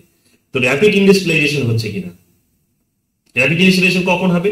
যখন মানুষের কাছে টাকা হাতে পৌঁছবে, এসে মানুষ কেনার ক্ষমতা যখন পাবে, মানুষের হাতে টাকা থাকবে যখন, তাহলে সরকারের পলিসি গুলো সেখানে তাহলে একটা গুরুত্বপূর্ণ রোল প্লে করছে, যে সরকার যে পলিসি নিচ্ছে সেটার মধ্যে মানুষের হাতে টাকা পৌঁছচ্ছে কিনা, তাই তো? যে মানুষের কাছে যখন টাকা থাকবে সে তখন দোকানে যাবে, দোকানদারকে বলবে ভাই আমাকে অমুক জিনিসটা দাও, দোকানদার দেখবে যে কাস্টমার তো অমুক জিনিসটা চাইছে, তখন সে ইন্ডাস্ট্রিকে বলবে, মালিককে তার ইয়েকে বলবে, প্রডিউসারকে বলবে তুমি ওই জিনিসগুলো নিয়ে আসো তো, মানুষ ওগুলো চাইছে। এরকম হাজার হাজার ডিমান্ড তৈরি হবে, ওরাও রিয়েলাইজ করবে, তখন কি হবে, এরকম বড় হাজার হাজার ইন্ডাস্ট্রি এসে তখন ব্যবসা করতে শুরু করবে। 90s এর পর থেকে তো এটাই হয়েছে, কতগুলো টিভি চ্যানেল দেখো আমাদের, আজকে ব্যবসা করছে, তারা ইনকাম করছে, এটা তো ছিল না। র্যাপিড ইন্ডাস্ট্রিয়ালাইজেশন এটা কিসের উপর নির্ভর করবে, যে তোমার ইকোনমিক গ্রোথটাও হচ্ছে কিনা। ওভারঅল এটা ডিপেন্ড করছে মানুষের পকেটে টাকা আছে কিনা, এবং সেটার মধ্য দিয়ে ইন্ডাস্ট্রিয়ালাইজেশন হচ্ছে কিনা। এবং মানুষের পকেটে তখন টাকা আসবে এবং তারও আগে যখন তুমি ইনশিওর করবে যে তার মধ্যে ন্যূনতম এডুকেশন, যে তখন মিনিমাম এডুকেশন টুকু দেবে, যেটা দিয়ে হয়তো করে কামিয়ে খেতে পারবে, তখন ও কি করবে, তার পকেটে টাকা আসবে, সেই টাকাটা ধীরে ধীরে ধীরে ধীরে ওর কিন্তু উন্নতি হবে, তাই না? এটাই হয়। তো এইরকম তো বিষয়টা হচ্ছে ওটাই, যে প্রথমে শিক্ষা দিতে হবে, তারপরে তোমাকে ওখানে কিন্তু ইনফ্রাস্ট্রাকচার ডেভেলপ করতে হবে, তারপরে তোমাকে কিন্তু র্যাপিড লেভেলে ইন্ডাস্ট্রিয়ালাইজেশন করতে হবে। এটা হচ্ছে থার্ড স্টেজ, এটা করতে হবে। ফোর্থ স্টেজে কি বলছে, drive to maturity, economic diversification and technological progress. Economic diversification মানে অর্থনৈতিক একেবারেই তোমাকে বিভিন্ন ক্ষেত্রে অর্থনৈতিক তোমাকে প্রোগ্রেস করতে হবে, এক প্রকার ধরে নাও যে অর্থনীতির বিভিন্ন সেক্টর তোমার থাকতে হবে। একটা দুটো থাকলে হবে, একটা দুটো তুমি কি করবে যদি ডুবে যায়? So, অনেক কিছু থাকতে হবে, অনেকগুলো অর্থনীতির অনেক সেক্টর তোমাকে থাকতে হবে, অনেক রকমের কোম্পানি থাকতে হবে যেখান থেকে তুমি টাকা প্রডিউস করতে পারবে বা সম্পদ বৃদ্ধি করতে পারবে। তো অর্থনৈতিক ডাইভার্সিফিকেশন করতে হবে, অনেক জায়গাতে তোমাকে ইনভেস্ট করতে হবে। এরকম ভাবে প্রাইভেট কোম্পানি তৈরি হলে, প্রাইভেট কোম্পানির মধ্য দিয়ে যদি উন্নতি হয়, তাহলে প্রাইভেট কোম্পানির সংখ্যা বিভিন্ন রকমের হবে। বুঝতে পেরেছো তো? আজকে আমাদের দেশে দেখবে জিও চলছে, এয়ারটেলও চলছে, ভিআইও চলছে, ভোডাফোন চলছে, আরো অনেক এরকম ছোট ছোট কেবল আছে, যেমন আমার ইন্টারনেট লোকাল কেবল দিয়ে চলছে। এগুলো কি, এগুলো হচ্ছে কি, একটা যদি বিপদে পড়ে অন্যটা এসে হেল্প করবে, ডুবে যাবে। তো ইকোনমিক এগুলো কি, এগুলো এবং প্রত্যেকে লাভ করছে, তাদের নিজেদের এরিয়া আছে, নিজেদের লিমিটেশন অনুসারে তারা নিজেদের এরিয়াটাকে নির্ধারণ করেছে। টেকনোলজিক্যাল প্রোগ্রেসটা কি, টেকনোলজিক্যাল প্রোগ্রেসটা হচ্ছে এটাই যে ধীরে ধীরে তোমার যে টাকা পয়সা যেখানে তুমি ইনভেস্ট করছো, যে যে ইনফ্রাস্ট্রাকচারাল ডেভেলপমেন্টের জন্য, সেগুলোর মধ্যে দিয়ে টেকনোলজি তৈরি হচ্ছে কিনা, নিজের নিজের নিজে যদি টেকনোলজি তৈরি না হয়, তো তুমি অন্য কারোর উপর নির্ভরশীল হয়ে পড়বে। তো তোমাকে নিজের টেকনোলজি তৈরি করার জন্য তোমাকে কিন্তু ইনভেস্ট করতে হবে। বুঝতে পেরেছো? অনেকে যদিও করে না, অন্যের কাছ থেকে ধার করে নিয়েছে, যেমন আমরা মেক ইন ইন্ডিয়া করছি, এখন কি করছি, চায়না থেকে নিয়ে এসে এখানে অ্যাসেম্বল করছি। রাহুল গান্ধী দুদিন আগে পার্লামেন্টে দাঁড়িয়ে বললেন না যে আমরা অন্য দেশ থেকে নিয়ে এসে অ্যাসেম্বল করছি, এটা মেড ইন ইন্ডিয়া নয়, মেড ইন ইন্ডিয়া, এটা অ্যাসেম্বল ইন ইন্ডিয়া কনসেপ্টটা দাঁড়াচ্ছে। কেন? কারণ আমাদের টেকনোলজিটা আমরা এত কম দামে তৈরি করতে পারবো না। একটা চিপ, একটা চিপ যেটা মাইক্রো চিপ, যেটা যত কম টাকায় এখানে চায়না তৈরি করে দিচ্ছে, অত কম টাকায় আমরা তৈরি করতে পারবো না। ওরা তো অনেক বছর ধরে ইনভেস্ট করেছে, রিসার্চ করেছে, আমরা হঠাৎ করে ওটা কিন্তু করতে পারবো না। যাই হোক, এগুলো এগুলো কি ম্যাচুরিটি লেভেলে তুমি গেছো কিনা, সেটা প্রমাণ হচ্ছে এটা যে তোমার অর্থনৈতিক ডাইভার্সিফিকেশন হয়েছে কিনা আর টেকনোলজিক্যাল প্রোগ্রেস হয়েছে কিনা। যদি হয়ে থাকে তবেই তুমি কিন্তু ফোর্থ স্টেজে এসে পৌঁছলে। লাস্ট স্টেজটা কি? লাস্ট স্টেজটা হচ্ছে এখানে age of high mass consumption, যে widespread in affluence and consumer driven economy. এবার তোমাকে কি করতে হবে, যখন তোমার এগুলো সব তৈরি হয়ে গেল, তখন হাই মাস কনজাম্পশনের একটা স্টেজে এসে তুমি পৌঁছবে বা তোমাকে পৌঁছতে হবে। কিরকম হাই মাস কনজাম্পশন মানে হচ্ছে যে অনেক বড় একটা জনসংখ্যা, সবাই কি করবে, কিনে খাবে, কিনে নেবে, সবাই কিনবে। সবাই কিনবে মানে এমন যে কেউ প্রডিউস করবে না, প্রডিউস অফকোর্স বড় বড় ইন্ডাস্ট্রিজ গুলো করবে। বড় বড় ইন্ডাস্ট্রিজ গুলো করলে কি হয়, লাভ হচ্ছে একটাই হয়, যে প্রোডাকশনের কস্টটা অনেক কমে আসে। তো এবার কি হবে, তুমি কেনার ক্ষমতাটা তোমার তৈরি হবে। হুম, কেনার ক্ষমতাটা তোমার তৈরি হবে। তো এইরকম ভাবে কি হবে, যে কনজিউমার ড্রাইভের ইকোনমি তোমার তৈরি হবে, যে তোমার যারা ক্রেতা আছে, সেই ক্রেতারা মানে তোমার দেশের নাগরিকরা গিয়ে কিনবে, কেনার ক্ষমতাটা তাদের তৈরি হবে। এগুলো হলে তোমার সেই কেনার ক্ষমতাটা কিন্তু তৈরি হবে, এবং এটা ওয়াইড লেভেলে হতে হবে, তবেই গিয়ে তোমার কিন্তু এই ইকোনমি ডেভেলপমেন্টটা হবে। তো 5টা স্টেজের কথা তিনি বলেছেন, ঠিক আছে? আবার পরে মডারেশন থিওরি আসবে, তখন এগুলো রিপিট হবে।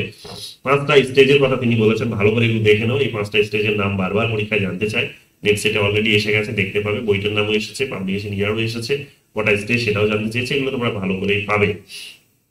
চলে আসে, এছাড়াও কারা আছে, স্বামীকে হান্টিংটন আছে। হান্টিংটন আবার একটা কন্ডিশনের কথা বলেছেন, যেমন ইয়ের কথা, ডেভেলপমেন্টের জন্য তোমার কি দরকার। তো ডেভেলপমেন্টের জন্য তিনি পলিটিক্যাল স্টেবিলিটির কথা বলেছেন, পলিটিক্যাল স্টেবিলিটির কথা বলেছেন, তাই না? গতকালই আমরা এর আগের ক্লাসে আমরা আলোচনা করলাম যে তিনি কি বলছেন, যে ডেভেলপমেন্ট যদি তোমাকে ইনশিওর করতে হয়, তাহলে ডেভেলপমেন্টের জন্য তোমাকে কি করতে হবে, একটা ব্যালেন্স, একটা ডেভেলপমেন্ট ইনশিওর করতে হবে সোসাইটাল মোবিলিটির সাথে।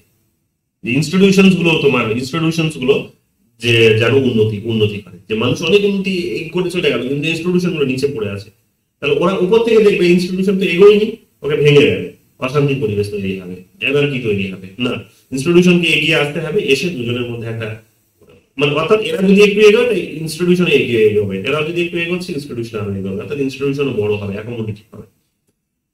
এটা হলে লাভ কি হবে, লাভ হচ্ছে এটাই যে বন্ধ করে দেয়। এটা হলে লাভ কি হবে, এটা হলে লাভ কি হবে, এটা হলে লাভ যেটা হবে সেটা হচ্ছে সহজ ভাষায়, যে রাজনৈতিক স্থিরতা না থাকলে তুমি উন্নতি ইনশিওর করতে পারবে না। আজকে যদি এখানে দাঙ্গা হয়, দাঙ্গা কেন হবে আগে বুঝতে হবে। আজকে কলকাতায় দাঙ্গা হয়, দাঙ্গা কেন হবে? ধরো দাঙ্গা হবে দুটো গোষ্ঠীর মধ্যে, একটা গোষ্ঠী এখানে ধরে নাও বস্তিতে থাকে, তারা বস্তিবাসীরা বেরিয়ে এসেছে, বেরিয়ে এসে তারা হচ্ছে সমস্ত এলিট ইনস্টিটিউশন গুলোকে ভাঙতে শুরু করেছে, এলিট ইনস্টিটিউশন গুলোকে ভাঙতে শুরু করেছে, বিভিন্ন মনীষীদের মূর্তি ভাঙতে শুরু করেছে, এগুলো করলো। এবারে এরা কারা? এরা হচ্ছে বস্তি, এরা হচ্ছে বোঝেও না ভাই মনীষীটা কে, কি তার অবদান বোঝেও না, বুঝবে না। কেন বুঝবে না? ওকে তুমি বোঝাতে পারবে না। কেন বোঝাতে পারবে না? তার কারণ হচ্ছে ওই মনীষী তোকে পেটে ভাত জোগাতে হেল্প করেনি, তো মনীষী এর মূল্য কি বুঝবে? ও সেই এখন বিদ্যাসাগর, দেশের রাজা রামমোহন রায়, দেশে সুভাষচন্দ্র বোস, সেটা তো বুঝবে না। আর ইতিহাস মানুষ মনে রাখে না, ওকে পড়ানোই হয়নি ইতিহাস। স্কুলে যেখানে গেছে সেখানে সেই স্কুলে ম্যাডাম তার ডেকে ঘুমিয়েছেন, কিংবা স্কুলে টিচারই নেই। তো দোষটা তো ওর নয়, মানে জেনারেলি দোষটা হয়তো চোখে দেখতে পাবো ওই ভেঙেছে, ওকে ধরে নিয়ে জেলে ভরে দাও। বাট তুমি যদি একটা নিউট্রালি জাজ করো, হিস্ট্রি দিয়ে জাজ করো, তাহলে তুমি তোকে দোষারোপ করতে পারবে না। তো না পেলে ও কি করবে? এটাই করে, হিউম্যান নেচার, এটা সবাই করে, ও করছে। এখন বিষয়টা হচ্ছে এটাই যে ওরা এগুলো ভাঙচুর করতো, মানে এক প্রকার দাঙ্গার পরিস্থিতি শুরু হলো। এলিটরাও রাস্তায় বেরিয়ে আসলো বা মিডিয়াতে বেরিয়ে এসে নিন্দা করছে, আর ওরাও এগুলো তখন শুরু করেছে না, এরাও এগুলো তাণ্ডব চালাচ্ছে। এখন এই ধরনের যদি পরিস্থিতি চলতে থাকে, তাহলে তো পুলিশ, র্যাব এগুলো সব নামাতে হবে। তো পুলিশ বাহিনী যদি এখানে নামাতে শুরু হয়, তাহলে বিজনেস হবে এখানে, এসে বিজনেস হবে এখানে। জোম্যাটো ব্যবসা করতে পারবে? জোম্যাটো জোম্যাটো ওরা জোম্যাটোর ডেলিভারি বয়রা করবে না, না আমি যাবোই না, আমি যাবোই না ওই এরিয়ায়। কেন? ও মারপিট হচ্ছে ওখানে, আমি কি মরবো নাকি? খাবো না একবার, ঠিক আছে চল, করবো না 600 টাকা ইনকাম, 300 টাকা ইনকাম করবো, চল। ওই কথাটাই বলবে সে, ওই কথাটাই বলবে। এখন বিষয়টা হচ্ছে যে ওই কথাটা সে বলবে, ওই কথাটা সে বলবে, কিন্তু আলটিমেটলি লসটা কার হলো? পুরো দেশের হলো। তাহলে কেন এই লসটা হলো? তার কারণ, লসটা হওয়ার কারণটা হচ্ছে যে স্কুলটাকে উন্নত, যদি স্কুলটা একটা ইনস্টিটিউশন, স্কুলটাকে যদি একটু উন্নত করা হতো, তাহলে ও হিস্ট্রিটা জানতে পারতো, তাহলে মনীষীর প্রতি তার একটা শ্রদ্ধা জন্ম হতো, তাই হতো। স্কুলটাকে যদি একটুখানি বেটার করা হতো, তাহলে সে কিন্তু নিজের করে কামিয়ে খাওয়ার একটা কিন্তু মাধ্যম পেত, পেত। তাহলে সে লাঠি হাতে গিয়ে ওই রকম ওই তাণ্ডব চালাতো না। কিছু মানুষ হয়তো 200 টাকা পকেটে বুঝে দিয়েছে বলে তার সভাতে গিয়ে ওই রকম হুড়মুড়ি এসে তাণ্ডব চালিয়ে ওই তাণ্ডবটা চালাতো না। সে বুঝতো যে না, 200 টাকার জন্য এই ক্ষতিগুলো করবো না, বরং আমি আমার ইনকাম করার জন্য আরো 300 টাকার অপশন খোলা আছে, আমি কেন, এবং ভালোভাবে কেন করবো এটা। তাহলে আজকে এই ইনস্টিটিউশন গুলোর মধ্যে বেটারমেন্ট নেই বলে, ইনক্লুসিভনেস নেই বলে আজকে কিন্তু এই ঘটনাগুলো ঘটছে বা ঘটে এগুলো জেনারেলি। ওনার বক্তব্যটাই হচ্ছে এখানে এক প্রকার এটাই যে ইনস্টিটিউশন গুলো যদি ইনক্লুসিভ না হয়, যদি সেখানে যদি চেঞ্জ ওরিয়েন্টেড না হয়, এখানে যদি তাদের উন্নতি যদি না হয়, এবার মানুষের মোবিলাইজেশন অনেকটাই হয়ে গেছে, অনেক কিছুতেই হয়ে গেছে, বা ডাউনগ্রেডও হয়েছে, এটা হতে পারে। উনি মোবিলাইজেশনটাকে দেখিয়েছেন, হবে না, পলিটিক্যাল ডিস্টারবেন্স তৈরি হয়, দুটো পার্টির মধ্যে, গোষ্ঠীর মধ্যে দাঙ্গা শুরু হয়ে যাবে। এটাই তো হয়, এটাই তো হচ্ছে। তারা হয়তো ধর্মকে সেখানে মাধ্যম করবে, নইলে সেখানে হয়তো সেখানে ক্লাসকে মাধ্যম করবে, নইলে কাস্টকে মাধ্যম করবে, নইলে জেন্ডারকে মাধ্যম করবে, তারা রাস্তা অচল করিয়ে দেবে। এটাই তো হয়। তো বিষয়টা হচ্ছে এটাই যে পলিটিক্যাল সিস্টেম তাদেরকে বা ইনস্টিটিউশন তাদেরকে যদি সুযোগ সুবিধা না দেয়, আলটিমেটলি এটাই কিন্তু বাস্তবতা হয়ে দাঁড়াবে। যাই হোক, সামিল আন্ডিংহাম আলোচনার মধ্যে আমরা এগুলো পেয়েছি। ইনিও বলেছেন যে এটা খুব গুরুত্বপূর্ণ, যে উন্নত তোমাকে যদি হতে হয়, তাহলে তোমার ইনস্টিটিউশনস গুলোর মধ্যে সেই কিন্তু মোবিলাইজেশন যেটা মানুষের মধ্যে হয়েছে সেটাকে ইনকর্পোরেট করার তোমার কিন্তু ক্যাপাসিটি থাকতে হবে, ব্যালেন্স আকারে সেটা এগোতে হবে। একটা এগিয়ে যাবে, একটা পড়ে থাকবে নিচের দিকে, এটা হবে না। ইনস্টিটিউশন নিচের দিকেই পড়ে থাকবে, হবে না। ড্যানিয়েল লার্নারের নামটাও তোমরা পাবে, পরীক্ষায় এসেছে বোধহয় 1-2 বার দেখলাম। The passing of traditional society, 1958-এ তিনি একটা বই লিখেছেন। সাইকোলজিক্যাল ট্রান্সফরমেশনস এর কথা তিনি বলেছেন, ডিটেলসে যাচ্ছি না, ওটা দেখে নিও। ট্যালকট পার্সন, এগুলো পাবে তোমরা, আবার দেখবে মডেলিস্ট থিওরি পড়াবো তখন। ট্যালকট পার্সন তাছাড়াও তোমরা পাবে সোশ্যাল সিস্টেমের কথা বলেছেন, যে সামাজিক যে ব্যবস্থা সেটার উন্নতির কথা বলেছেন। এখানে যে একটা টার্মিনোলজি দিয়েছেন অ্যাগাইল এজিল ফ্রেমওয়ার্ক, ঠিক আছে। এজিলের হচ্ছে মানে হচ্ছে, এখানে দেখে নাও, এজিলের মানেটা দেখে নাও, adaptations, goal oriented, integration and latency. মানে এগুলো আবার ডিটেলস তোমাদের পরে বলে দেবো, আপাতত বুঝে নাও, বেসিক আর্গুমেন্ট নিশ্চয় বুঝে গেছো, ঠিক আছে। তো এগুলো তোমাদেরকে কিন্তু মানে এগুলো এনশিওর করতে হবে। কি বলছে দেখো, colonial power extract its resources from their colonies, preventing local economic growth। এগুলো সবই বলে গেলাম, আর দরকার নেই এগুলো। এবার এখানে বোঝো যে কি concept of under development theory. Under development থিওরির কি কনসেপ্টটা কি, কি কনসেপ্ট বা মূল ধারণাটা কি? মূল ধারণাটা হচ্ছে dependency and core periphery relations. Dependency and core periphery relation, যেটা তোমাদের অলরেডি বলে গেল। The world system theory is the world economy is divided into a core. Core কোনগুলো না? ডেভেলপড নেশন গুলো, উন্নত দেশগুলো, যেটা বললাম ইউরোপের দেশ, আমেরিকার দেশ। পেরিফেরি কোনগুলো? আন্ডার ডেভেলপড নেশনস গুলো, আন্ডার ডেভেলপড নেশনস গুলো। রন প্রভি সেই ধারণাটা দিয়েছেন, কোর এবং পেরিফেরি ধারণাটা, ঠিক আছে, এখানে লিখে দিতে পারো। তো এখানে পেরিফেরি হচ্ছে কি? আন্ডার ডেভেলপড নেশন গুলো, একেবারে অনুন্নত দেশ, তারা হচ্ছে periphery. Semi periphery, core periphery, তারপর সেমি পেরিফেরির এই ধারণাটা আবার দিয়েছেন, মানে অ্যাড করেছেন এই শব্দটিকে, সেমি পেরিফেরি নামক শব্দটি অ্যাড করেছেন তিনি হচ্ছেন আবার এই ইমানুয়েল ওয়ালারস্টাইন। এই যে এই ভদ্রলোক এটাকে অ্যাড করেছেন, এই সেমি পেরিফেরির আইডিয়াটা পরবর্তীকালে দিয়েছেন তার ওয়ার্ল্ড সিস্টেম থিওরি নামক আইডিয়ায়, ঠিক আছে, তার ওয়ার্ল্ড সিস্টেম থিওরি, এই যে ওয়ার্ল্ড সিস্টেম থিওরি নামক আইডিয়ার থিওরিতে তিনি ধারণাটা দিয়েছেন। রন প্রভি প্রথমে কি বলেছিলেন? তিনি বলেছেন যে এখানে ডিভিশন আছে, কোর পেরিফেরি, কিছু খুবই উন্নত, কিছু খুবই অনুন্নত। উন্নতরা অনুন্নতকে শোষণ করে, কিরকম? এই মাধ্যমগুলো বলে দেয়, বিজনেসের মাধ্যমে, বুঝতে পেরেছো? এইগুলো ইতিহাসে তো এইগুলো তো বললাম, ইতিহাসে এক্সপ্লয়টেশন চালিয়েছে, যুদ্ধ করেছে, এগুলো তো কারণ আছেই, এগুলো ছাড়ো। ইমানুয়েল ওয়ালারস্টাইন এসে আর একটা এখানে একটা এক্সটেনশন ঘটিয়েছেন, সেটা হচ্ছে কি? সেমি পেরিফেরিও আছে, কোর পেরিফেরি, তার মাঝে আর একটা আছে সেমি পেরিফেরি। এরা কি করে? কোর সেমি পেরিফেরিকেও শোষণ করে, পেরিফেরিকেও করে। সেমি পেরিফেরি কোরকে করতে পারবে না, কিন্তু সে পেরিফেরিকে করে। তার মানে পেরিফেরি কাদের দ্বারা শোষণ হয়? কোর এবং সেমি পেরিফেরি দ্বারা শোষণ হয়, তার আগে দ্বারা আছে, তার আগের স্টেজে, বুঝতে পেরেছো তো? কিন্তু সেমি পেরিফেরি কোর দ্বারা শোষিত হয়, কিন্তু সে আবার শোষণ করে কাকে? সেমি পেরিফেরিকে শোষণ করে। তো এই ধরনের আইডিয়া সেখানে তিনি কিন্তু দেওয়ার চেষ্টা করেছেন, ঠিক আছে। একটা ছক আছে, দেখবে, এটা গুগল করলে দেখবে একটা কোনো ছবি বেরিয়ে আসবে, গুগল করো কোর পেরিফেরি সেমি পেরিফেরি, দেখবে একটা ছবি বেরিয়ে আসবে, দেখতে পারো। আমি এটা আমার ওই ক্লাসে পড়িয়েওছি, তখন এগুলো দেখিয়েছি, ওয়ার্ল্ড সিস্টেম থিওরি এগুলো নিয়ে ক্লাস বোধহয় হয়েছে কি হয়নি, না হয়নি, যাই হোক, এগুলো আবার দেখাবো। তো এইগুলো আছে এখানে থিওরিতে, তখন বলবো। তো মোটামুটি এটা বুঝে নাও যে এই ধরনের আইডিয়া গুলো তাদের বেসিক কনসেপ্ট, যে এইরকম ভাবে তারা শোষণ করে চলেছে। The poor exploit the periphery by extracting cheap labor. The poor exploit the periphery by extracting cheap labor. Cheap labor মানে হচ্ছে যে তাদের সস্তার যে শ্রম, সস্তার শ্রমকে এখানে তারা এক্সট্রাক্ট করে, মানে শোষণ করে এক প্রকার, মানে গ্রহণ করে বা নিয়ে এসে কি শোষণ করে তারা। তাহলে কোর কাজ কি করছে? সস্তায়, যেমন আমাদের দেশে তারা বিজনেস করতে আসে কেন? বড় বড় কোম্পানিগুলো এখানে এসে দেখবে সংগঠন খুলেছে বা অর্গানাইজেশন খুলেছে, অর্গানাইজেশন সংগঠন না, খুলেছে। কেন খুলেছে? তার কারণে এখানে সস্তায় লেবার পাওয়া যায়, সস্তা লেবার পাওয়া যায়। এবার দেখবে মানুষের পকেটে যখন টাকা আসবে, ধীরে ধীরে মানুষের আবার হিউম্যান রাইটস এর কনসেপ্ট গুলো বৃদ্ধি পাবে, ধীরে ধীরে দেখবে এখানকার লেবার অনেক কস্টলি হয়ে যাবে। যখন এখানকার লেবার কস্টলি হয়ে যাবে ধীরে ধীরে, তখন কিন্তু সে কি করবে? চলে যাবে অন্য কোনো দেশে। কোন দেশে? না, আফ্রিকার দিকে চলে যাবে সে। কেন? কারণ ওখানে এখন উন্নতি হয়নি, মানুষ এত কিছু বোঝে না, মানুষের এত বেসিক, এত হাই নিড তৈরি হয়নি। এখানে হাই নিড তৈরি হওয়ার ফলে মানুষের এখানে ইনকামের লেভেলটাও বেড়ে গেছে। এত ইনকাম তারা মানুষকেই যদি দেয়, তাহলে ওদের পকেটে কি থাকবে? তো এই কারণে তারা নিজেদের লাভ করার কারণে কি করবে না, এই দেশে আর থাকবে না। যেটা সামিল বি হান্টিংটন দেখিয়েছেন, ইন্ডাস্ট্রিয়াল গ্রোথের মধ্যে দিয়েও তিনি এটা দেখিয়েছেন, সামিল বি হান্টিংটন। এটা তোমাদের হয়তো ক্লাসে বলিনি।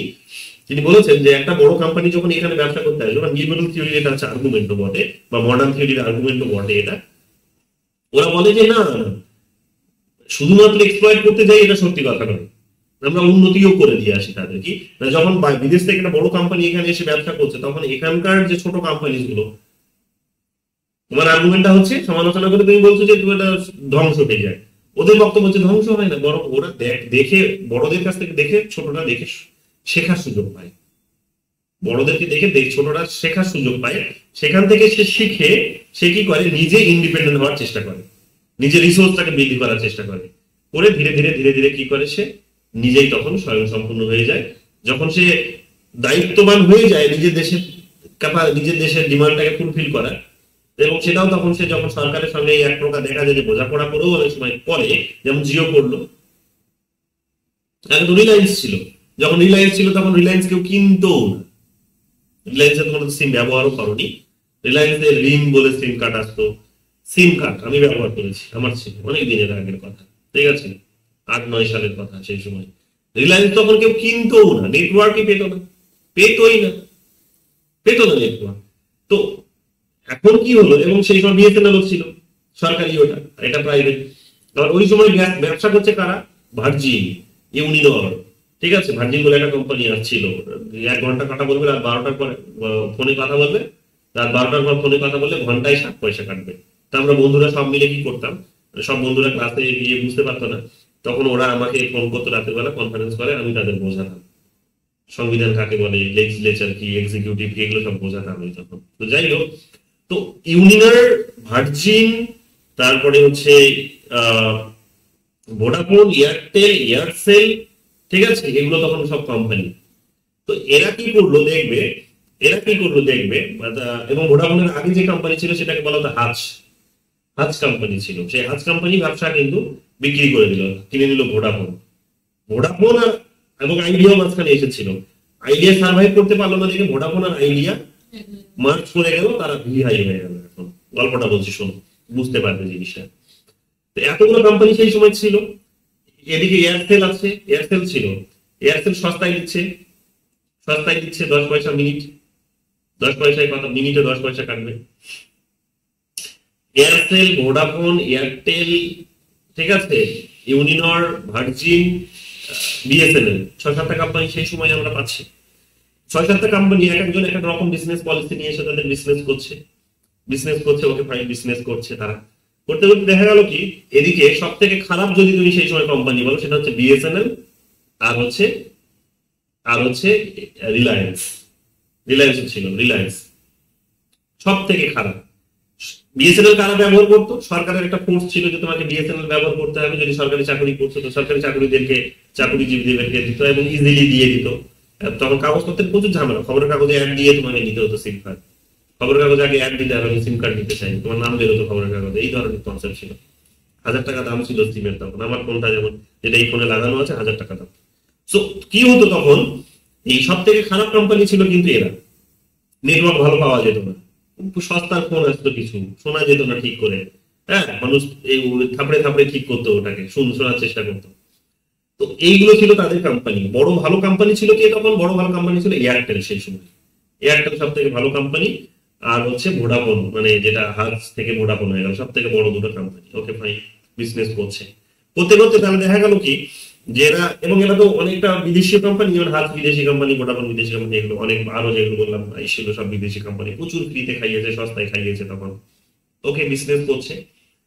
কিন্তু এরা দেশীয় কোম্পানিগুলো, সরকারেরটা এবং হচ্ছে রিলায়েন্স বেসরকারিটা, কোনোটাই সার্ভাইভ করতে পারছে না, কিন্তু দীর্ঘদিন ধরে তারা চেষ্টা চালিয়ে যাচ্ছে। এবার বড়গুলো দেখে এসে কিন্তু বিজনেস করছে, কিন্তু এরা কি করছে, এরাও কিন্তু ধীরে ধীরে ধীরে ধীরে ওদের কাছ থেকে শিখছে কি করে ভালো নেটওয়ার্ক দিতে হয়, কি করে সেখানে সস্তায় প্ল্যান বানাতে হয়, কি করে মানুষকে অ্যাট্রাকটিভ করতে হয়, সবকিছু শিখছে। এবং তারা এটাও শিখছে যে সরকারকে কিভাবে ম্যানিপুলেট করতে হয়, সরকারের এজেন্সি গুলোকে কিভাবে ব্যবহার করতে হয়, এটাও শিখছে। ধীরে ধীরে ধীরে ধীরে কি করলো, সরকারেও যখন এই ধরনের বিজনেসকে আরো প্রমোট করতে চাইছে, তখন কি করলো, জিও, রিলায়েন্সকে তখন কিন্তু বললো যে তুমি কি করো, বিএসএনএল এর যে নেটওয়ার্কটা আমি তৈরি করেছি সেটাকে ব্যবহার করো কিছুটা। তা বিএসএনএল এর মার্কেটটাকে ডাউন করিয়ে দিল সে ইচ্ছে করেই, রিলায়েন্সকে সুযোগ, রিলায়েন্সকে সুযোগ করে দিল, রিলায়েন্স নাম পরিবর্তন করে জিও হয়ে গেল। জিও হয়ে গিয়ে সে কি করলো, রাতারাতি সে ফ্রিতে খাইয়ে দিল 1000 লক্ষ কোটি টাকা, মাসের পর মাস ফ্রিতে খাইয়ে দিল। 4G চালু করালো সে নিজের থেকে এত বড় ইনভেস্ট করিয়ে। এখন অন্য কোম্পানিগুলো সেখানে কিন্তু সার্ভাইভ করতে, এদের সাথে এদের মতো করে কম্পিটিশনে আসতে পারছে না, কারণ সরকারের একটা সহযোগিতা আছে, ওরা তো সরকারের সহযোগিতা পায়নি। ফলে কি হলো, ফলে দেখা যাচ্ছে ওরা এখন বেরিয়ে চলে গেল। ভোডাফোন আর আইডিয়া বেচারারা, তারা তো আর টিকতেই পারবে না মার্কেটে, তাই এগুলো মার্চ হয়ে গেল। কারণ মানুষ তো ফ্রিতে খাচ্ছে, এটা টাকা দিয়ে কিনবে কেন? এয়ারটেল সিম কেন মানুষ টাকা দিয়ে কিনবে, কেন টাকা দিয়ে খরচা করে চলবে? এরা কিন্তু মার্চ করে গেল, অনেকটা এদের ব্যবসা ডাউন হয়ে গেল। অনেক কোম্পানি তো ঠিক আছে ইনভেস্ট এখান থেকে সরিয়ে অন্য দেশেও শেয়ার তাদের নিয়ে চলে গেল, এগুলোও করেছে। তো এখন এদের বক্তব্যটা হচ্ছে, মডার্নাইজ এই সমস্ত থিওরিজদের বক্তব্যটা হচ্ছে এটাই, যে যখন বড় বড় কোম্পানি গুলো ব্যবসা করতে এই দেশে যাচ্ছে, তখন শুধু তারা এক্সপ্লয়েট করছে না, এই সমস্ত থিওরিজ গুলো বলছে এক্সপ্লয়েট করছে, কিন্তু ওরা বলছে, মডার্নাইজ থিওরিজরা বলছে না, বরং কিছু শেখারও সুযোগ পাচ্ছে দেশীয় কোম্পানিগুলো, শিখে তারা নিজেদের দেশকে সার্ভ করার একটা সুযোগ পাচ্ছে। কিন্তু এবার এই কোম্পানি গুলো কি করছে, বিদেশ থেকে আসা কোম্পানি গুলো যখন দেখছে যে না এখানে আর এরা সার্ভাইভ করতে পারছে না, এবং মার্কেটটা অন্য কারো কন্ট্রোলে চলে গেছে, এবং মানুষের কি বলবো, যে কোম্পানি লাভ হচ্ছে না বিভিন্ন কারণে, ধরো মানুষের ইনকাম লেভেলটা অনেকটা বেড়ে গেছে, চিপ লেবারটাও পাওয়া যাচ্ছে না। আগে যেমন দেখবে 2000-3000 টাকাতে হচ্ছে কিন্তু লেবারকে কাজ করাতো, বিভিন্ন দেখবে সেই কল সেন্টার গুলোতে সেখানে হাজার হাজার সেখানে ছেলে মেয়ে কাজ করতো, কল সেন্টার কোথায় আসবে? নেই। তো সব মিলেমিশে দেখা যাবে কি তারা চিপ লেবার করতো। এখন তো তুমি 2000-3000 টাকা লোককে কাজ করাতে পারবে না। এখন জেনারেলি তুমি দেখবে সব থেকে নিম্নমানের জব হলেও তুমি দেখবে 8,000 টাকা, মানে শহরেও যদি বলি 8,000 টাকা 10,000 টাকার জব আছে, ঠিক আছে, তেল পাম্পে কাজ করছে, এইগুলো দেখবে, এগুলো আছে। যাই হোক, এখন এটাও তারা এখন যদি দিতে হয় তাহলে তাদের তো ইনকামটা করতে হবে, কিন্তু ইনকামটা তো অন্যদিকে অন্যরা খেয়ে নিচ্ছে এসে। তো তখন তারা কি করছে যে না, এখানে ব্যবসা, এখানে পরিবেশটা নষ্ট হয়ে গেছে, চলো এখান থেকে ব্যবসা গুটিয়ে অন্য দেশে চলে যাবে। কোথায় চলে যাচ্ছে? আফ্রিকার দেশগুলোতে তারা গিয়ে ধীরে ধীরে ধীরে অল্প করে তারা শেয়ার করছে, শেয়ার কিনছে, সেখানে ইনভেস্ট করতে শুরু করেছে, গ্রো করতে শুরু করছে। বুঝতে পারলে তো? এবং এশিয়ার আরো অনেক দেশ আছে সেখানে গিয়ে ইনভেস্ট করছে। তো এরকম ভাবে বিভিন্ন কোম্পানি বিভিন্ন ধরনের বিভিন্ন রকম ভাবে তোমরা দেখবে যে ইনভেস্ট করছে, তারা ব্যবসা করছে, ইনকাম করছে। ধীরে ধীরে তারা এখানকার কোম্পানি গুলো যখন দাঁড়িয়েছে তখন তারা পালিয়ে যাচ্ছে এখান থেকে, কারণ লাভ হচ্ছে না। লিবারেলদের বক্তব্যটা হচ্ছে এইটাই, বা মডার্নাইজ থিওরিজদের বক্তব্যটা হচ্ছে, মডার্ন থিওরি গুলোর বক্তব্যটা হচ্ছে এটাই যে এইরকম ভাবেও কিন্তু ওই দেশটা লাভও হয়। কিন্তু এদের বক্তব্যটা হচ্ছে যে সেটা তো হয় ঠিক আছে, কিন্তু তুমি তো এটা মানে লাভের কনসেপ্টে এসেছিলে, তো লাভ করে নিয়ে পালিয়ে গেলে, ঠিক আছে, যে লাভটা তুমি করে পালিয়ে গেলে সেই লাভটা তো এ আর এত রাতারাতি তুলতে পারবে না তো। এবং রাতারাতি এমন নয় যে সে এখানে সমস্ত সেক্টরে এসে ওভারঅল গ্রোথ করবে, দু একটা সেক্টরে হয়তো গ্রোথ হতে পারে, সব সেক্টরে তো গ্রোথ হবে না একই রকম ভাবে। তো ফলে দেখা যাচ্ছে কি যে লং রানে ওদের উপর ডিপেন্ডেন্সিটা কিন্তু রয়ে যাচ্ছে, যদিও গ্রোথ আসছে, কিন্তু এটা একটা রিসার্চের বিষয়, ক্যালকুলেশনের বিষয়, কার কতটা হলো, বাট এইরকম ভাবেই হয়। তো যাই হোক, আপ ডাউন তো হতেই থাকবে। ইউরোপে যেমন এখন মান করতে শুরু করেছে, ইউরোপের দিক কেউ আর পাত্তা দিচ্ছে না, ধীরে ধীরে ইউরোপের অবক্ষয় হচ্ছে। আমেরিকার ফরেন পলিসি বলে দিচ্ছে ইউরোপের এখন অবক্ষয়ের দিকেই ইউরোপ পৌঁছচ্ছে, ইউরোপে এত বেশি ইন্টারেস্ট নেই এখন আমেরিকার। তো সব মিলিয়ে মিশে দেখা যাচ্ছে যে ওরা ডাউন হবে, মানে কি ওখান থেকে রিসোর্স আমাদের দিকে আসবে, আমরা শক্তিশালী হবো, ওই পসিবিলিটিস গুলো তৈরি হচ্ছে। যাই হোক, এই সমস্ত বিষয়গুলো এখানে তৈরি হবে, এটাকে বলে দিয়েছে এখানে র material while selling finished good at higher price creating an imbalanced trade relationship। তো এরা এই সমস্ত কথাগুলো বলে। Prominent thinkers in this area, এগুলো তো বলে দিলাম, এন্ডে গুন্দার ফ্রাঙ্ক আছে, ইমানুয়েল ওয়ালস্টাইন আছে, ওয়াল সিস্টেম থিওরির কথা বলেছে, ডিপেন্ডেন্সি থিওরির কথা বলেছে, under development theory. Under development যখনই বলবে তখন অ্যান্ড্রে গুন্দার ফ্রাঙ্কের নামটা যেন তোমাদের মনে আসে সবার আগে, বুঝতে পেরেছো? ইনি হচ্ছেন প্রাইম থিঙ্কার্স এই থিওরি। চলে আসলো স্ট্রাকচারাল ইনইকুয়ালিটি, অলরেডি তোমাদের বলে দিলাম স্ট্রাকচারাল ইনইকুয়ালিটির এই কনসেপ্টগুলোকে এখানে সামির আমিন সুন্দরভাবে দেখিয়েছেন। ডিপেন্ডেন্সির কথা বলেছেন তিনি, ডিপেন্ডেন্সির কথা বলেছেন। এবং এছাড়াও আরো একজন আছে থিওটোনিও দাস স্যান্টোস বলে আরেকজন আছেন, যিনি এখানে ডিপেন্ডেন্সির কথা বলেছেন। ডিপেন্ডেন্সি কি তোমাদের অলরেডি বলে দিলাম এগুলো। এবং এটা কিভাবে কাজ করে, যেমন এই আইএমএফ এর কথা বললাম যে লোন দিচ্ছে, তারা লোন যখন দিচ্ছে তখন তারা বিভিন্ন শর্ত চাপিয়ে দিচ্ছে, মার্কেট ওপেন করতে হবে, এবং বিভিন্ন পলিসিও যেগুলো নিয়ে এসেছে স্ট্রাকচারাল অ্যাডজাস্টমেন্ট প্রোগ্রাম, সেগুলোর মধ্য দিয়েও আসলে মার্কেট ওপেন করার কথা বলে। আলটিমেটলি সেখানে কিন্তু দেখা যায় যে তারা আমাদেরকে এক্সপ্লয়েট করছে এসে। তো সব মিলিয়ে মিশে এই ধরনের একটা কনসেপ্ট সেখানে কিন্তু রয়েছে। নিও কলোনিয়ালিজম এবং গ্লোবালাইজেশনের কথা তোমাদের অলরেডি বলে দিলাম। নিও কলোনিয়ালিজম মানে হচ্ছে, নিও কলোনিয়ালিজম মানে এক প্রকার হচ্ছে যে আগে শোষণ করতে সরাসরি আমাদেরকে, ওরাই পলিটিক্যাল ডিসিশন গুলো নিত, এখন তারা তারা ইকোনমিক এই ধরনের ডিসিশন গুলো নেওয়ার মধ্য দিয়ে আমাদের উপর কন্ট্রোলটা এখনো রেখে দিয়েছে। আমরা স্বাধীনভাবে না পলিটিক্যাল ডিসিশন নিতে পারি, না স্বাধীনভাবে ইকোনমিক ডিসিশন নিতে পারি, না স্বাধীনভাবে আমরা অন্য যে কোনো ডিসিশন নিতে পারি, আমরা পারি না, সেই স্বাধীনতা আমাদের। তো এক প্রকার অনেকে বলার চেষ্টা করছে this is the process of নিও কলোনিয়ালিজম, এবং এটা গ্লোবালাইজেশনের হাত ধরে হচ্ছে। গোটা বিশ্ব জুড়ে যখন তুমি মার্কেটটাকে ওপেন করেছো তখন সেখানে যার জোর বেশি মুলুক তার হবে। তো ওনার ওদের কাছে বেশি সম্পদ আছে, জোরটা বেশি হবে ওদের, সায়েন্স টেকনোলজি থেকে শুরু করে মিডিয়া থেকে শুরু করে সমস্ত দিক থেকে তারা এগিয়ে আছে। তো স্বাভাবিকভাবে মোটামুটি ভাবে সমস্ত দিক থেকে এগিয়ে আছে, যেগুলো খুবই প্রচলিত, যেগুলো আমরা ব্যবহার করি, তো ওরাই কিন্তু কন্ট্রোলটা রেখেছে আমাদেরকে। আমাদের মধ্যে প্রপাগান্ডা গুলো ওদের ভীষণ স্ট্রং। প্রপাগান্ডা প্ররোচনা যেটাকে বলে, যে আমাদের মধ্যে একটা ভুল বোঝাবুঝি ক্রিয়েট করে দিল, বা ভুল বোঝাবুঝি হয়তো আমাদের কারণেও হয়েছে, বাংলাদেশ পাকিস্তানের মধ্যে, বাংলাদেশ আর বা ইন্ডিয়ার মধ্যে, পাকিস্তান আর ইন্ডিয়ার মধ্যে রয়েছে। ওরা দেখো দেখো ওই সময় গিয়ে একটা দেশকে হয়তো এখানে অস্ত্র বিক্রি করে দিল, চালো। তাহলে এটা দেখে আমরা কত স্বাভাবিক থাকতে পারবো না? ওই সময় যদি সে কোনো একটা দেশ থেকে অস্ত্র নিয়ে আসছে, আমাদের তো ভয় হবে, স্বাভাবিক কথা, যে ও অস্ত্রটা কেন নিয়ে আসছে, নিশ্চয় তার মানে ও নিজেকে তৈরি করছে আমাদের দেশে ওটা ছুড়বে বলে। তখন কি হয়, আমরাও বাধ্য হয়ে তখন অস্ত্র কিনতে যাই, আমরা বাধ্য হয়ে অস্ত্র কিনতে যাচ্ছি। এবার অস্ত্র তৈরি করা যায় ওরা মাস্টার, ওই অস্ত্র তুমি তৈরি করতে পারবে না রাতারাতি, কত উন্নত মানের। তাহলে ধীরে ধীরে তোমাকে অস্ত্র বিক্রি করার মধ্য দিয়ে ওরা কি করলো, নিজেদের ব্যবসা বাণিজ্যটা ঠিক রাখলো, নিজেদের পজিশনটাকে ঠিক রাখলো, অর্থাৎ তোমার মধ্যে ঝগড়াঝাটিটাকে আরো বাড়িয়ে দিল, উস্কানি দিয়ে দিল, ব্যাস এগুলো তাদের কতগুলো প্ররোচনা, তো এগুলোর মধ্য দিয়েও তোমরা দেখতে পাবে যে এগুলো তারা কিন্তু করার চেষ্টা করে। অর্থনীতি গ্লোবালাইজেশন এসে অনেক এখন তারা এটাও করেছে, ইকোনমিক সভারেন্টি তাকে এক প্রকার এটা নিজের মতোই করেই বলি একটু। গ্লোবালাইজেশন যে আসার মধ্য দিয়ে যেটা হয়েছে সেটা হচ্ছে যে দেশগুলো যে সার্বভৌমিকতা সেটাকে নষ্ট করে দিয়েছে। গ্লোবালাইজেশন যখন হচ্ছে তখন কিছু স্টেটের যে ডিউটি বা স্টেটের যে রোল সেটাকে অনেকটা ডিক্লাইন করে দিয়েছে। ডিক্লাইন করে দিয়ে তারা ইন্ডিভিজুয়ালকে, যেহেতু এখানে ইউনিট ধরে, লিবারেল তো সবসময় ইন্ডিভিজুয়ালকে ইউনিট ধরে, তো ইন্ডিভিজুয়ালকে ইউনিট ধরার মধ্যে দিয়ে এখানে কি দেখতে পাওয়া যাচ্ছে, ইন্ডিভিজুয়ালকে ইউনিট ধরার মধ্যে দিয়ে তারা দেখতে পাওয়া যাচ্ছে যে তারা ইন্ডিভিজুয়াল ব্যক্তিগত মানে প্রত্যেকটা ইন্ডিভিজুয়ালকে ধরে ধরে ব্রেনওয়াশ করছে বা কাইন্ড অফ তাদেরকে ডিপেন্ডেন্ট বানিয়ে দিচ্ছে তাদের উপরে। তো স্টেট গুলো নিজের দেশের প্রতি এই কারণে অব্লিগেশনসটা আমাদের কমই থাকে। তো ওটাও করার মধ্যে দিয়ে স্টেটের যে রোল, ডিউটি, অথরিটি সেগুলোকেও তারা কিন্তু এক প্রকার কমিয়ে দেয়। তো এগুলো তাদের কতগুলো অস্ত্র যেগুলোর মধ্যে দিয়ে তারা কিন্তু এগুলো করে থাকে। Prominent thinkers and their contributions দেখে যে অলরেডি বলে গেলাম, এখানে তাদের বইগুলো দেখে নিও। প্রবিশের যেমন প্রবিশ সিঙ্গার হাইপোথিসিস আছে 1950 তে বেরিয়েছে, এগুলো ভালো করে দেখে নিও। অ্যান্ড্রু গুন্দার ফ্রাঙ্কের the development and under development আছে, ঠিক আছে। এই বইটা এই জায়গাটা খুব গুরুত্বপূর্ণ, বারবার পরীক্ষায় জিজ্ঞেস করেছে। এই বইটার নাম আন্ডার ডেভেলপমেন্ট থিওরির সাথে জড়িত। ইমানুয়েল ওয়ালারস্টাইন যেমন হচ্ছে এখানে আছেন। বাই দ্য ওয়ে এখানে তিনি ল্যাটিন আমেরিকার কয়েকটা দেশের উপরে এগুলো চালিয়েছে, নেক্সট ক্লাসে এগুলো বলে দেবো। অ্যান্ড্রু গুন্দার ফ্রাঙ্কের ওয়াল সিস্টেম থিওরির কথা বলেছেন তিনি, ঠিক আছে। থিওরি দিয়েছেন, বইও লিখেছেন, 1970 করে প্রকাশিত হয়েছে। ভালো করে দেখে নেবে এটা, ঠিক আছে। বারবার এগুলো জিজ্ঞেস করে। তারপরে চলে আসো এখানে সামির আমিনের হচ্ছে এখানে তোমরা দেখে নাও যে accumulations on a world scale 1970 তে প্রকাশিত হয়েছে, ভালো করে দেখে নাও। Accumulation on a world scale, Samir আমিন।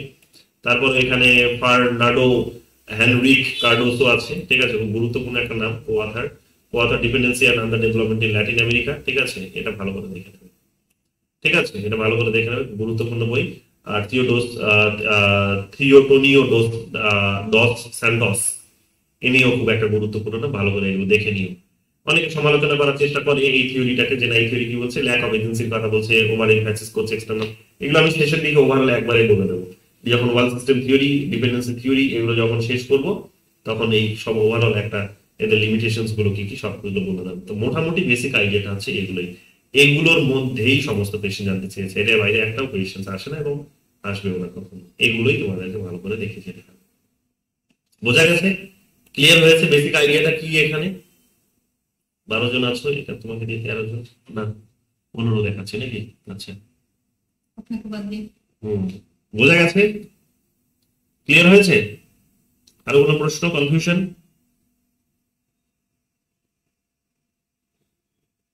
আমি বুঝতে পেরেছি, আমি ক্লিয়ার করুন, ঠিক আছে? ঠিক আছে, বলো কি বলছো? স্যার রস্ট্র জায়গাটা একদিন দেখাবেন, রস্ট্র রস্ট্র, হ্যাঁ, গ্রোথ এর কথা দিয়েছে। ওখানে যে যে ইকোনমিক ডাইভার্সিফিকেশন আছে না, ওইখানে একবার টেকনোলজিক্যাল প্রোগ্রেসটা বুঝতে পারলাম, বাট ওই জায়গাটা আমি ক্যাচ করতে পারলাম না, ওই যেখানে ইকোনমিক্যাল ডাইভার্সিফিকেশনটা আপনি বুঝালেন। ইকোনমিক ডাইভার্সিফিকেশন মানে হচ্ছে তোমাকে অনেকগুলো সেক্টর থাকতে হবে। অর্থনীতি তোমার শক্তিশালী হবে অনেকগুলো জায়গা থেকে। তুমি একটা ধরো এখন বিজনেস খুললে, হয়তো যেমন জিও একটা বড় একটা সম্পদ আমাদের দেশের, তাই তো? ঠিক একই রকম ভাবে আমাদের আরেকটা বড় অন্য একটা সেক্টরের একটা বড় সম্পদের নাম করো, যেমন হচ্ছে এখন এডুকেশন সেক্টর। এডুকেশন সেক্টর একটা বিশাল বড় সেক্টর, ঠিক আছে। সেটা একটা সেক্টর, প্রচুর সেখান থেকে রিসোর্স আসছে। গোটা বিশ্বজুড়ে আমরা এখন টিচার সাপ্লাই করছি। আমাদের এখানকার টিচাররা দেখবে বিদেশে গিয়ে বিভিন্ন প্রতিষ্ঠানে গিয়ে পড়াচ্ছে। একটা সময় ছিল যখন আমরা ওখান থেকে টিচার নিয়ে এসে এখানে পড়ানোর ব্যবস্থা করতাম, ঠিক আছে। ওখান থেকে টিচার নিয়ে এসে এখানে পড়ানোর ব্যবস্থা করতাম। এখন বিপরীত হয়ে গেছে। দেখবে এই যে আমার এই যে গাইড সুভাষী চ্যাটার্জি স্যার আমেরিকাতে গেছেন পড়াতে, এই কিছুদিন আগে ঘুরে আসলেন। তোমার স্যার, আমার স্যার আশিস স্যার আমেরিকাতে গিয়ে পড়িয়ে আসলেন, সেখান থেকে ইনকাম করে আসলেন খানিকটা কিছুটা। তো এই অপশন গুলো তৈরি হচ্ছে, তার মানে কি আমরা এই জায়গাগুলোতে রিচ অনেক, এই জায়গাগুলোতে অনেক রিচ ওদের নেই। কারণ আমরা ক্রিটিক্যাল থিওরিটাকে প্র্যাকটিস করি, এটা একটা বড় লাভ আমাদের। ক্রিটিক্যাল থিওরিটাকে প্র্যাকটিস করার একটা লাভ হচ্ছে কি, যে আগামী দিনে কি সম্ভাবনা তৈরি হতে পারে, অর্থাৎ সিস্টেমের মধ্যে কোথায় খামতি আছে, গাফিলতি আছে, সেটাও তুমি জানো, সেটাও তুমি চোখে আঙুল দিয়ে দেখিয়ে দিচ্ছ। ওরা ওখান থেকে বসে সেটা বুঝতে পারে না এতটা সহজে, কিন্তু আমরা এখান থেকে আমরা তো প্র্যাকটিস করছি, আমরা ভালো বুঝবো, সব থেকে ভালো বুঝবো। তো আমাদের এখানকার টিচারদের এই রিসোর্স গুলো, এই জায়গাগুলোতে তারা নিচ্ছে, তো সেই নলেজটিকে তারা গিয়ে বিক্রি করে আসছে ওখানে, বুঝতে পারছো তো? এই ডাইভার্সিফিকেশন বলতে ওই জায়গাটিতেই এখানে ধরানো বোঝানো হচ্ছে যে ইকোনমি ডাইভার্সিফিকেশন, যে অনেক রকম ভাবে তোমার মানে মানে কি বলবো, যে সেক্টর থাকবে যেখান থেকে তুমি হয়তো ইনকামটা করতে পারবে। বুঝতে পেরেছো? মানে ইনকাম সোর্সটা অ্যাকচুয়ালি মানে আগের থেকে অনেক বেড়ে গেছে, আগে যে অনেক কম ছিল সেখান থেকে এখন মানে বেড়ে গেছে। এক্স্যাক্টলি। এবং এই সেটা যে ওয়ার্ল্ড রাষ্ট্রের যে মানে এইগুলো মানে স্টেপ গুলো কতটা আমার ওই 5 ইয়ার প্ল্যানের মতন লাগলো। আচ্ছা, হ্যাঁ হতে পারে। হুম, এগুলো করতে হবে। 5 এর প্ল্যানও তো দীর্ঘমেয়াদী একটা পরিকল্পনা নিয়ে করেছে। ভালো। এগুলো মনে রাখবে, এগুলো দেখবে সব দেখো পিওয়াইকিউ তে এসেছে। তো আন্ডার ডেভেলপমেন্ট থিওরি যদি দেওয়া আছে তাহলে একবার দেখে নাও। ঠিক আছে, দেওয়া আছে কি, বলো কি বলছো? স্যার বলছি পিডিএফটা একটু শেয়ার করবেন। না, পিডিএফ দেবো না, টাকা লাগবে। তো একবার দেখে নেবে ওখানে পিওয়াইকিউস গুলোতে আন্ডার ডেভেলপমেন্টের লিঙ্ক করা আছে কিনা। ইউনিট 4-ও পেতে পারো বা কিংবা ইউনিট 5-এ পেতে পারো, কোনটাতে আছে একবার দেখে নাও, 4 নাকি 5, যেখানে থাক সেখান থেকেই করে নাও। ইউনিট 4 এ আছে। আছে, তাহলে ইউনিট 4 থেকে ওটা পড়ে শেষ করো। কটা কোয়েশ্চেন আছে ওখানে, কটা কোয়েশ্চেন শো করছে দেখো দেখি।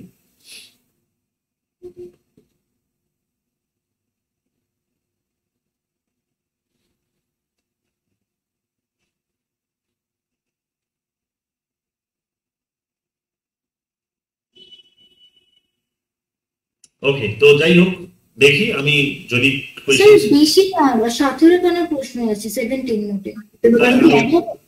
তাহলে তাহলে দেখো আমি আর যদি আরো কিছু এক্সট্রা থেকে থাকে আমি কিছুক্ষণ বাদে অ্যাড করে দিচ্ছি, 10 মিনিট বাদে যদি কিছু এক্সট্রা থাকে। নাহলে তারপরে তো 17টা আগামীকাল আমি চেষ্টা করে নিই, একবার দেখি কি ট্রেন্ড আছে।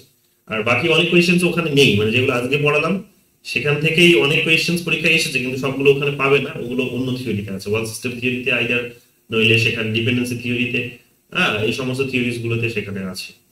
সো দেখো, নিশ্চয়ই এখানে পাবে। বা ডাব্লিউ রস্টার গুলো আমি কোথায় রেখেছি আমি মনে করতে পারছি না, কোনটার সাথে লিঙ্ক করলাম, একবার ওগুলো লিঙ্ক করে দেবো। ঠিক আছে, ওটা মডার্নাইজেশন থিওরির সাথে লিঙ্ক করে দেবো। ঠিক আছে, ইউনিট 5 এর ওয়ার্ড সিস্টেমে ওরা এরকম প্রশ্ন আছে, আমি যখন সলভ করেছিলাম তখন পেয়েছিলাম। তাহলে সেখান থেকেও করে নাও একবার। কারণ আনডিলার টাইম মানে ওয়ালেনস্টাইন তো ইউনিট 5 এও তো আছে। ওয়াল সিস্টেম থিওরি যখন পড়াবো তখন একটু ধীরে ধরে পড়িয়ে দেবো। ঠিক আছে, এবং এরপরে একটা দুটো থিওরি একসাথে পড়াবো, ডিপেন্ডেন্সি আর ওয়াল সিস্টেম, একই জিনিস রিপিট হবে। ঠিক আছে, একই জিনিস রিপিট হবে, বেশি কিছু নেই। এগুলো করলেই হবে, এর মধ্যেই সব চলে আসবে। চাপ চাপ নিও না, বা কোয়েশ্চেন অ্যানালিসিস করতে গিয়ে নতুন নতুন কিছু আইডিয়া আসবে, তখন তোমাদের আরো অনেক কিছু নতুন ইনফরমেশন পাবে। ঠিক আছে, বুঝতে পেরেছো? ক্লিয়ার? ঠিক আছে, আমি পিডিএফটা দিয়ে দিচ্ছি, চলো, টাকা লাগবে না মৈরাশি, তুমি বলে দিলাম, হ্যাঁ, অন্য কেউ হতে দিতাম দিতাম না। ঠিক আছে, চলো তাহলে আজকে এখানে থাক, চলো, গুড নাইট, কালকে দেখা হবে আবার। Thank you sir. হ্যাঁ।